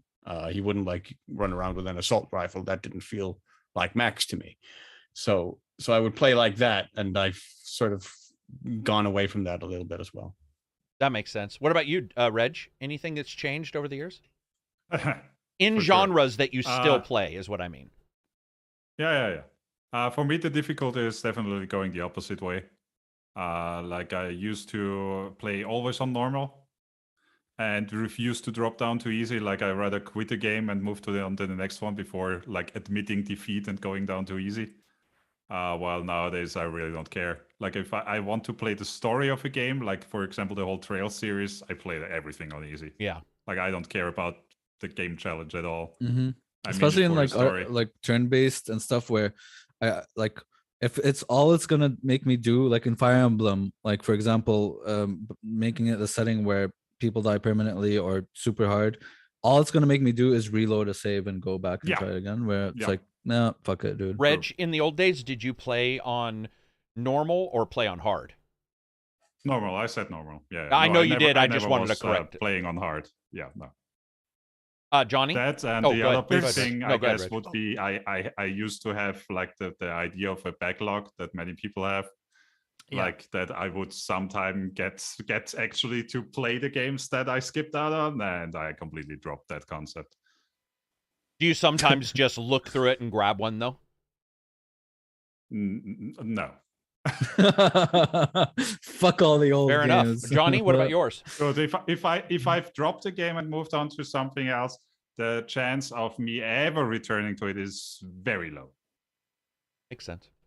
Johnny? Yeah, I have a very big one, which is looking at metadata less. And by metadata, I mean anything that's not the game world. So this could be the minimap. I used to spend so much time. Okay, that too, but I meant more like in the game, the map or minimap. Like when I played GTA, dude, it was awful. I spent, I think I told you guys this many times, so sorry, but looking at the minimap for most of the time and navigating with that. That's true. Same, yeah. And then I realized, dude, I'm not looking at the streets. I'm not even getting to know like the roads or the town, because I'm fucking looking at the tiny, Have you seen? I've realized like when I play games without maps or mini maps, I Yeah. know the world better. Like I know where to go. And that was I a know big where things thing. are. When I started watching Karak's stuff, not to toot your horn, Karak, too much, it gotta keep you on your toes. But like you're walking the walks and how you're like looking at stuff, that was kind of new to me. I was like, wait, he's not just like, looking at the map and going Yeah, like, running oh, from point A to here's the point B. shortest route. Yeah. And he's like looking at shit and, oh, okay. And then all of a sudden, there's this like sort of beauty of getting in touch with how the world is constructed. And you say, oh, it makes sense. Okay, so this road, it kind of goes here, and then you get some landmarks and stuff. And there's real enjoyment in kind of getting to know the game world of a game. So Yeah.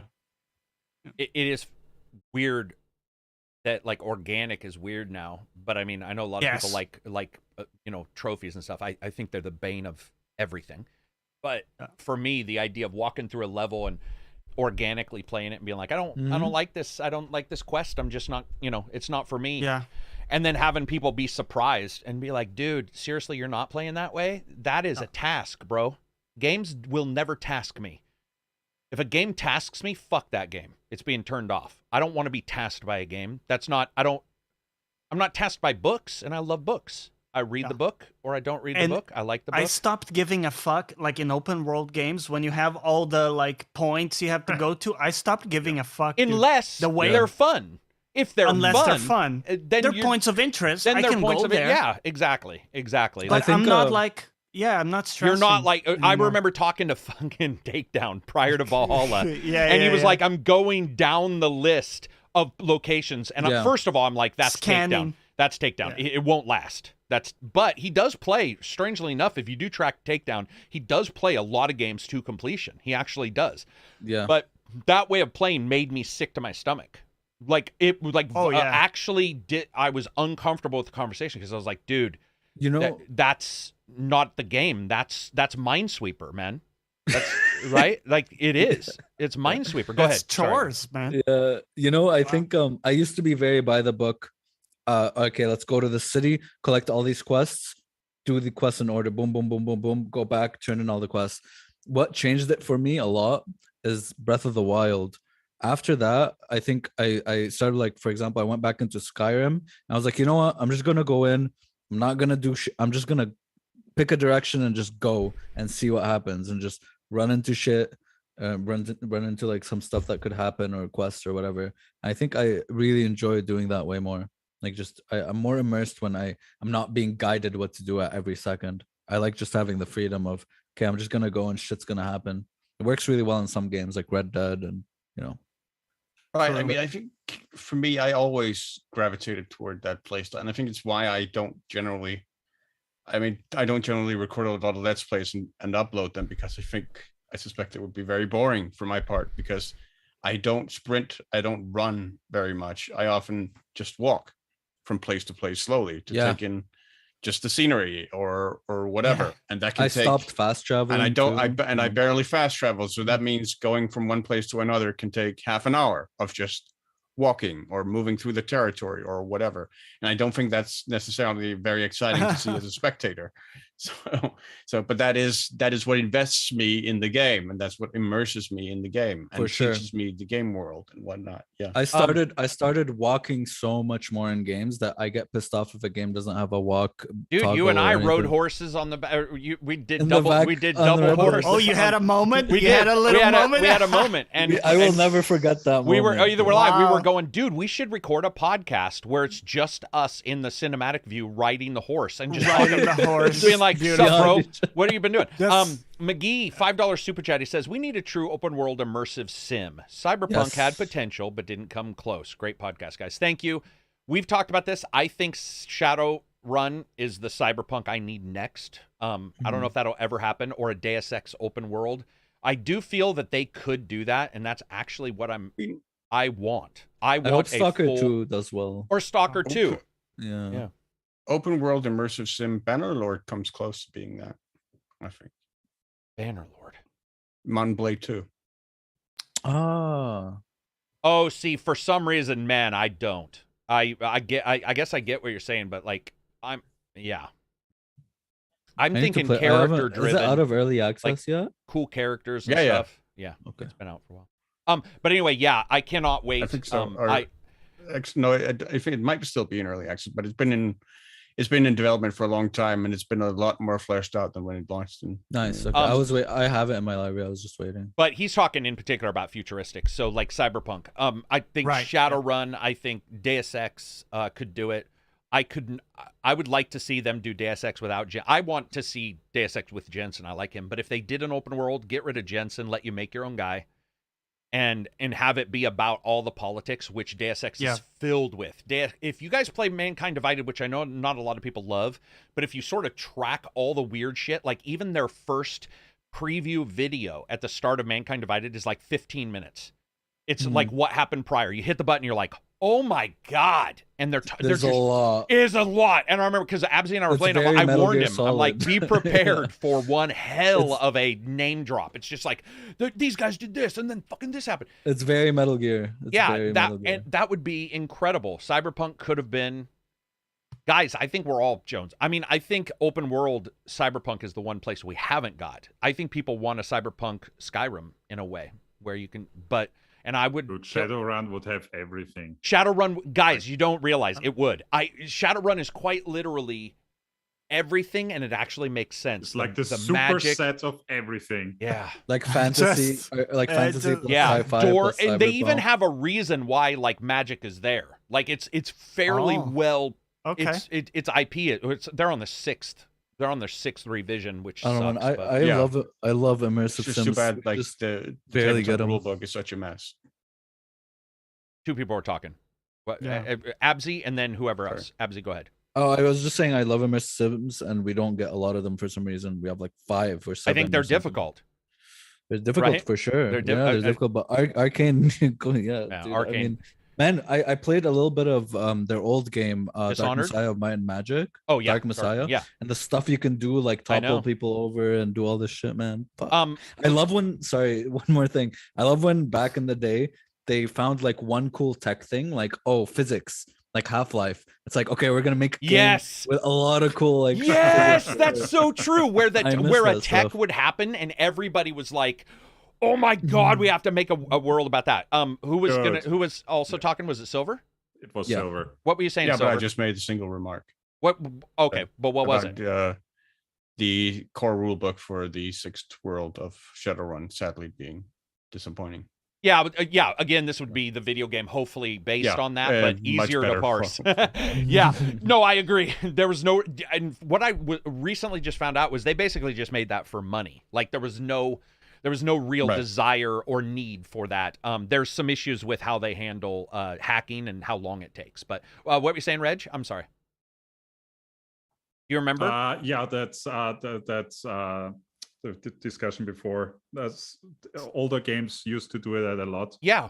Every time you got like a new weapon or a new skill, you knew immediately, okay, I know what I'm gonna do the next hour. Yep. Like Yep. pretty Right. much exclusively use that skill and nothing else. And we don't get that. I think ray tracing I did notice it a little bit in Spider-Man, where I remember, I've told you guys, but I saw the guy in the reflection, which has just never really happened before. And I was like, whoa, he's over there. And I thought that was like a step up. It's hard to do a game based just on ray tracing. But those were the good old days, man. Yeah, those were the good old days. Immersive sims must be impossible. They have to be, because there's so many different idiosyncrasies. And I remember the glue gun in Prey, and realizing you can make steps and being like, are you fucking shitting me? You can make steps to anywhere. I want more of that shit, dude. I want more of that stuff. How are the Shadowrun games? What's up, Poth? They are very good. And Shadowrun, the remastered trilogy, is coming to consoles for the first time ever next month. I'll do a top 5 videos, or top 5 games to watch for next month, and it'll be one of them. Nice. Yeah. And they're good. And with the console version, from what I'm seeing, you can actually zoom in. They've fixed the graphics. They've up-resed everything. Which it didn't really need, because it's already high def, and it looks good. But they've made it so you can zoom in farther, and they've adjusted it for console controllers. I'm super excited for that. The only thing those games miss, I believe, and will still be missing here, will be voice. And I actually do think Shadowrun is hugely negatively impacted by the lack of voice, because they have some cool characters in the Shadowrun games. McGee, $5 super chat. An immersive sim game is just a yes game. You can ask, can I do it? The game says, yes, this is what. Oh, gotcha. This is what. Immersive sims. I remember I think I've talked about this level before on this podcast, but like in Operation Flashpoint, there's this level where it comes right after your entire squad's been slaughtered and you're the only survivor, and you start out in the woods with your assault rifle, and you have 2 clips of ammo for it, I think, and you're trapped behind enemy lines, and you have to reach a rendezvous point for the evacuation, because Allied forces are retreating and pulling back from the island you're on. So you have to get through enemy lines, and this map is massive, many square kilometers, and you have to get to like through enemy lines to the rendezvous point. And that level took me something like 2 hours to finally complete, and I spent those entire 2 hours just about crawling on my stomach, not even fighting, because if I got into a fight, I was pretty much dead. So I was just crawling through on my stomach all across fields and stuff, to get to the rendezvous point. And it's still some of the most engaging gameplay I've ever had, because the tension was so high in terms of running into enemy patrols and knowing that they were hunting for me and having to avoid them, and knowing I didn't have ammo or anything that I was able to engage them with. Yeah, it's going to be cool to see some of these games. Somebody's going to make one. It'll happen. Somebody's got to make a Cyberpunk. Good question. What else we got for questions in Discord? Let me see here. Jesus Crust. With GPU prices slowly dropping, I'm planning on building my first PC. After owning consoles and a laptop, I want something that can handle the newest AAA games with RT and Ultra settings at a good FPS and resolution. Do you guys have any advice, recommendations, or pitfalls to avoid? Or what? Sorry? He wants to build a top-tier PC. Oh. Building a gaming PC, advice, recommendations, Yeah, or pitfalls to avoid? buy the graphics card last. You never know what's going to be out. I wouldn't, in any way, shape, or form, look at a 4000 or whatever, because that's just the complete waste currently for money and for wattage. But don't fuck up your CPU, I guess. I mean, yeah. I mean, dude, there's so many thousands of ways to build a PC. So, I mean, I bought pre-builts and I built my own. Yeah, buy there you pre-built. go. A lot of people, especially now, because you can save so much on pre-builts, and they're usually RMA'd already. Yeah. But like, there's so many ways. The pitfalls are the thing that I think. Yeah, I'll give you a pitfall. Let's go on the software side though. Turn off Windows updates, and that's not a joke. Turn off Windows updates. Turn off whatever graphics card you have. Turn off their updates. And make sure that if your game is running and you can continue to play games, you don't instantly update your whatever drivers. For example, Windows Update currently reverses stereo for no reason. Right is left and left is right. It's well known. It's already on the Reddit. So their brand new update for some people, so it completely reverses. And I spent about 3 hours yesterday going, what in the fuck is going on? Right is left, left is right. And it doesn't really matter because you can switch your cables and you can adjust things. But then if the game is set up for a certain thing and it can be confusing to know which side. Yeah. And I found out another update a couple years ago did this from Windows. It's the weirdest thing in the world. And I finally fixed mine by using a completely different sound card that didn't have the same drivers already installed. And that worked. But the current video card probably will have to get an update from the audio card. Will have to get an update from the audio people. What other pitfalls do we have? No need to overclock right now. I just don't think that there's really a need to worry about overclocking. Yeah. And if you can get a cheap 3080 or something like that, you're going to be good for a long, long, long time without paying the premium. Oh, yeah. Another thing is, there's a lot of marketing around super fast RAM, but the reality is with kind of, unless you're running a super high-end a CPU or something that can take advantage of it, with something around 3200 or 3600 in terms of frequency, you're set, right? You don't need to go above. You don't. I mean, dude, it's like now when you've got super fast, I would say if you were going to do anything, just make sure you pay attention to your PSU more than anything, your power supply, because that's going to be handling your future stuff for years to come. Go ahead, Reg. And when it comes to RAM, make sure you use the right slots on the motherboard. Yeah, right. Yeah, you can get. It's a classic pitfall. Yeah. You know what else is? For mine, I have 4 slots, but if you use 2, it's faster than if you use all 4. And it's like if you didn't know, that's why pre-built does rock. And the RAM slots is a pitfall I fell into myself. Despite building like lifelong PCs. How many? But one random speed test told me that I was running that the RAM wrong. single channel. Yeah, I was like, wait, what? And not only that. Yeah. Sorry, continue. I was just going to say, you'll see big time. This is why I tell people to watch multiple people and think about things. If you're going to do pre-build, if you're going to do, you will see the best YouTubers in the world who will tell you that they have fucked up. And that is one reason why so many people are doing pre-built. Now, pre-built can still get screwed up, but they get tested for 72 hours. Usually they get pre-burned. They get, all that. And you can see, there's warranty. You usually get a paperwork that'll actually tell you stuff. But regardless of what you do, be aware mistakes happen. And if anybody's trying to tell you that they know exactly what you should do and they give you a hard and fast rule for something, there's going to be somebody who says that hard and fast rule is wrong because it is computers. And regardless of what Sonar says, computers are not easy. They can go bad in the weirdest ways. And a neighbor's computer once had showed RAM errors, like on the system check, it would report RAM errors, but the RAM was fine. What was it? The graphics card was not fully stuck into the board. Yeah. So no, even if you think you have identified a problem. Oh, dude, I was talking to Steve from long-haired guy from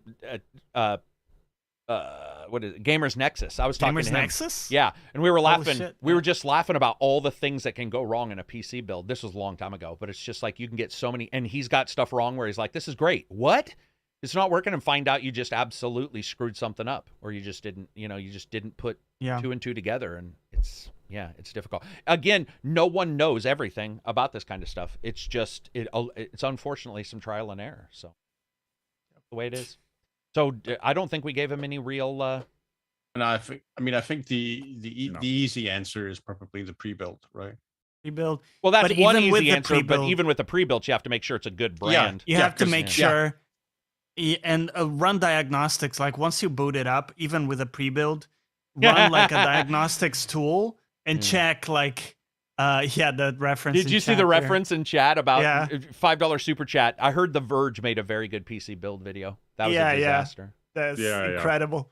And Steve is that the stupid one? Like that's just very bad. Yeah. And I mean, the coverage in Gamers Nexus of that was just hilarious. Yeah.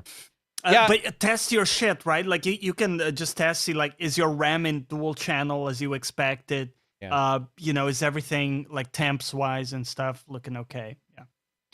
And it also depends on test. what you're doing. Because a lot of people, you'll see somebody who's really good at something, build something that's bad the next day and do a video. I mean, we've seen it with J2 Cents before where he's been like, he's good at stuff. I mean, I talked to Bad Seed Tech. He's good at stuff. I mean, I put together computers for 5 years as a living, and I can tell you right now, if you're suggesting a particular person or a particular place for the end-all be-all, you're wrong. It's not that. It is not that way. It's just, Not it that doesn't. simple. It doesn't work that way anymore. No, it doesn't. And I am, by the way, so that people understand, when I'm talking about building it your own, I'm talking about buying every piece, and when I'm talking about pre-built, I'm not talking about fucking Dell. Everybody. Right. Yeah. Yeah. But yeah, it's Well, there's your pitfall. Don't buy Dell. Don't buy Dell. don't buy Dell at all. Yeah. I just saw a really good build get put together, and they did the wrong. They got everything together. The PSU was a really good PSU, but they didn't realize it was not modular. It was not modular, you know, and that's a big deal. Like now you really want modular because that way you can switch things out easy, make sure stuff's not plugged in for no reason, that kind of stuff. But again, you know what? I'll say this too. We're now talking about the Minimax Dark Souls of PC builds too. True. Sorry, but you can get somebody who just does a PC build and it's fine for them, you know, where maybe for somebody it just else. Works. Yeah. Dude, I can't tell you how many times I've seen somebody get a PC build for games and not content creation. And they're a content creator and they can't figure out why their build isn't set up for gaming. Gaming and content creation. There's, you know, I can't you might stream. need My some... game lags when I stream. Yeah, you might. Oh God, how many times have we been in our Discord piece and somebody be like, "We had that one poor guy who's like, Lucida trying to stream." Remember what we had that one guy? He was in there. He's like, "Dude, it won't even boot," and he was like showing us pictures. And no lie, he showed us a picture, really blurry picture, and said, "What do I do next?" And I'm like, "Okay, no one can help you. You're at that. You're at such a baseline. No. Yeah. We don't even know it. I love that. Literally, it was like, cannot find this. You know, it was in the BIOS screen." Yeah. Dude, I just had this with my BIOS. Everything's set. It's really good. Everything's been working. I had a reboot, and I was like, something feels weird with the way this is working. And I go in. XMP profiles have completely shut off. Wow. The voltage is completely changed. And I'm like, what the shit? I rebooted it. It fixed itself on its own. Great Ape says Karak has what? About 320 USB ports in his PC? Bro. Yes. 320? Way less. I have 319. I said the other day about my BIOS update, right? I downgraded the BIOS again. Now my Windows boots in a normal time once more, but I could not disable the onboard graphics anymore. Oh shit! Weird. Right. And you can't? It's still just. I could disable it in BIOS, but it ignored me completely. Oh, weird. Windows, baby. And I checked just now in the hardware manager. Now it's gone. You know, a lot of people don't know this. If you do have onboard video and you have a video card and you want to offset, just use for streaming, just use like Intel QuickSync. I do that all the time. So I'll be streaming the channel using QuickSync, playing the game with NVIDIA. And that actually does help. I've taken to always disable the onboard graphics card because I had a number of times. It's the number one issue. Random issues. Yeah. Oh, yeah. Yeah. Well, Braz, is there a reason? Yeah, Reg just answered it. Some games will get confused. Mine right now, mine is working great, but my PC was confused for the longest time on two monitors. It was having all sorts of issues figuring out which monitor went where. And in all honesty, what I think it was I think it was an overclock on the actual GPU. Had nothing to do with anything else. I just think the GPU said it was fine, but it wasn't. And there was just a slight... Circling back to your point, it could be so many things. Any issue you have could... Dude. Made the troubleshooting begin. How many times have we all sat around going like, oh my God, what is wrong? And it's Windows Update 80% of my time. Dude, okay. I remember like way back, I think Windows 2000 times or whatever that was. Computer was perfectly running fine. No issues with any games. And then suddenly I got a big patch for one game and it would never work. No matter how often I downloaded it, it would never work. What was it? A RAM error, because the file was so big that it always triggered that faulty segment and the checksum was wrong. Oh, weird. But only that game showed it. Only that game was showing it. Well, only that game had such a big patch back at that time. Yeah, so anyway, there you go. Building is great. It can be fun. It can be horrible. Buying a pre-built can be terrible, and some can be good. What I do with pre-builts is I always buy pre-builts, but I use the picker to pick parts I know. So never pick generic. Pick the part you would get anyway. Like built for you. Built for you. That's a proper term. Built for you. And that way they are. One of my friends was like, dude, I'm going to build this PC. And I was like, all right, I can get the PC for you $600 cheaper, identical parts right now, shipped and tested. No. It's going to be much better if I build it. And I'm like, okay. He built it. And about 2 days later, I'm like, let's play games. He's like, I can't, man. Video card was RMA'd and the memory. I was like, nice.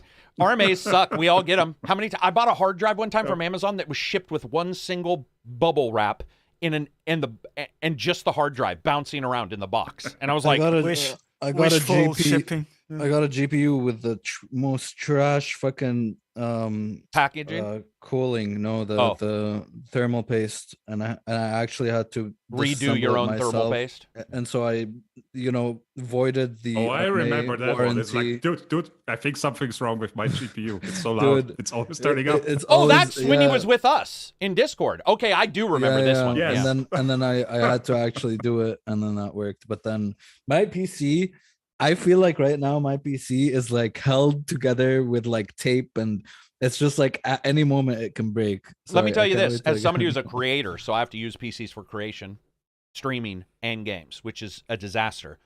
I have a text document that states every single change I make and when I made it, and it's backed up online.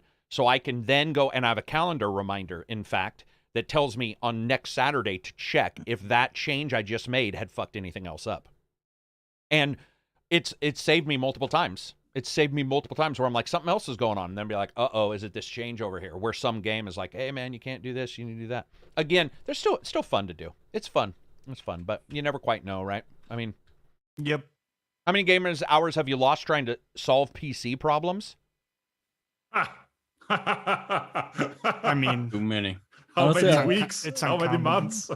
Honestly, I don't get many issues. I mean, I think he means in your life, and I could certainly say in my life, taking stuff apart and especially back in the day when it was even worse. I used like a graphite pin to upgrade a graphics so far card. better now because I just give up and reinstall. Yeah.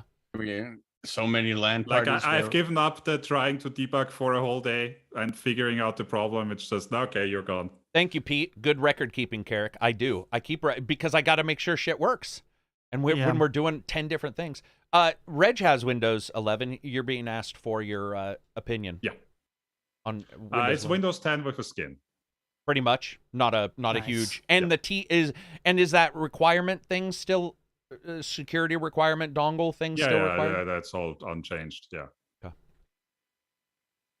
Well, is that it? I mean, go ahead. I remember so many LAN parties where half the time during that LAN party was spent just trying to get things to work between the computers.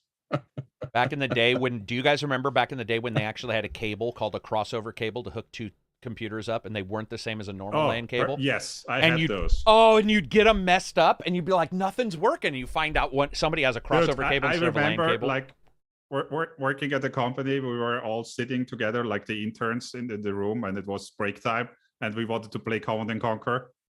And I did back then not understand that I could not play with them because my computer was on the token ring network and theirs was on the modern network. Yeah. Oh, dude. It's so crazy, man. Like, why can't they talk to another?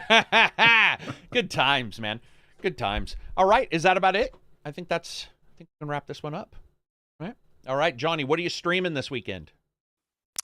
So, actually, tomorrow I'm playing the Stanley Parable Ultra Edition. I've never played that game, and it's not too long, so I'm just going to do it in one sitting tomorrow on stream, 2 p.m. UK.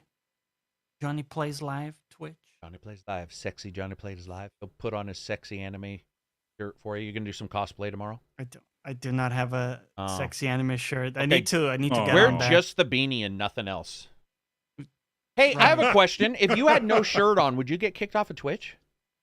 You would, right? Yeah. Men can't if show you saw my nipples and stuff, yes. Unless it was for body painting or something like that. No, I think only girls get away with that. We have achieved total dum-dum. Anyway, that's it for us. I want to say thanks, everybody, for watching. It's been a blast, as always. I hope you guys enjoy your Friday, or if you're listening on the weekend, you enjoy your Saturday, Sunday, or Monday, or Tuesday, or whenever you listen. Patreon podcast will probably show up on Patreon in the next couple days, and then in Spotify, iTunes, all that shit. Will probably be out maybe next week. We'll have to see. That is it for us. Thank you, everybody. Have an awesome week. Oh, we're not done. Silver, did you want to talk about? Yeah. Go for it. Yeah. Like not to sort of hijack the podcast or make it sad or anything, because she certainly wouldn't want me to. But I did bury my aunt today, who was the person who really got me into gaming when I was 6, when she bought our NES back in like 86, 87. Played with me, introduced me to like animation, she had a major passion for like Japanese anime, gaming in general, loved the Tomb Raider games, loved Mass Effect. Was a major influence in my life and in shaping the person that I became. And yeah, saying goodbye to her was rough, but also just really, really grateful for that time and for all she did to me. And I just wanted to sort of express my gratitude in a sort of tribute to her, because without her, I wouldn't be here. And to sort of tell people to remember to appreciate the people you love in your life, give them a hug, be close, because time is important and precious. Yeah, for sure. And especially somebody like that who got you into one of your loves. Yeah, for sure. I mean, much of my love of just the arts in general, because she was a major creative person, is owed to her. Very cool. Now you got to take that and you got to pass it on yourself. You got to find some homeless child on the street and be like, I'm going to show you how to paint. Well, maybe not a homeless child, but that's going to look weird. Like, hey kid, that'll definitely come to my win me home. friends. Yeah. But that that to my sucks. house. But you're all right, man. You got to keep them close. And creative people, those are awesome that got you into it like that. Yeah. That's very cool. 'Cause I don't think any of us, mine was just random. Like, I don't know of anybody else here who had like a creative person get them into it, right? Or did anybody else have a creative person like get them into gaming? No. I think ours was all random except for Silver's. So yeah, very sad, Just man. my dad, I guess. Like, Oh, because your dad's a big gamer. yeah, like I was just born into gaming. Yeah. Oh wow. Man, not mine. I would have been born a fisherman. You were weaned into gaming. Weaned into gaming. I was yeah. born with literally a 3DO controller in my hand. playing 3DO. jacks. You can tell he was rich. Wow. That's the last thing I remember. That's the first thing I ever remember in my life is sitting and playing jacks. If Absy had said Neo Gex, the Geo, gecko, I would have sorry. asked him Gex. for more money in Patreon. But he said 3DO. So, because Well, Neo it's Geo was not- the expensive shit, man. COVID custom issues. Yeah. But yeah, I mean, yeah. Yeah. But anyway, yeah, man, that sucks, Silver. I understand what it's like, man. It's a shitter. But Yeah, but you know, it's life, Yeah. right? It's Yeah. also what infuses our relationships with value. It's the time we pour into them. So Yep, for sure. Well, that'll be it for us. I could die tomorrow, so make sure to join the patron. Oh man. Okay, Yeah. I won't die Nice. tomorrow. Wow. gotta make that day count. What if Yeah. I do die tomorrow? I gotta give you guys the code. You guys gotta still do podcasts and shit. I gotta Shit, give how you would guys, we like, know? We would be on a Friday. Like, where's Karak? Oh, dude. Shit. No one's we guiding the put a sticker up with a conversation. beanie. Yeah, just show up with a beanie. We'll get it. I'll pass it on to Silver. He can run it, and we'll just move Oh forward. damn. Yeah, yeah. And just yeah. put like I'll put the negative picture I Like always the best post. fake Can we? beard. Oh, we Right. can get Yeah. a cutout. Massive fake beard. Yeah. Oh, we'll get a cutout of Karak. With a Yeah. with a little mouth that moves. What are those digital avatars people use, where you can like make use Oh, a camera? perfect. Oh, like Yeah. the VTubers. Yeah. Yeah, VTuber. And then VTuber animated like Karak. South Park. It's like Mac. That's what I meant. Yeah, where it's like two slots moving up and down. All right, everybody. I hope you guys have an awesome time. I hope you guys have an awesome week. Peace out. Take care.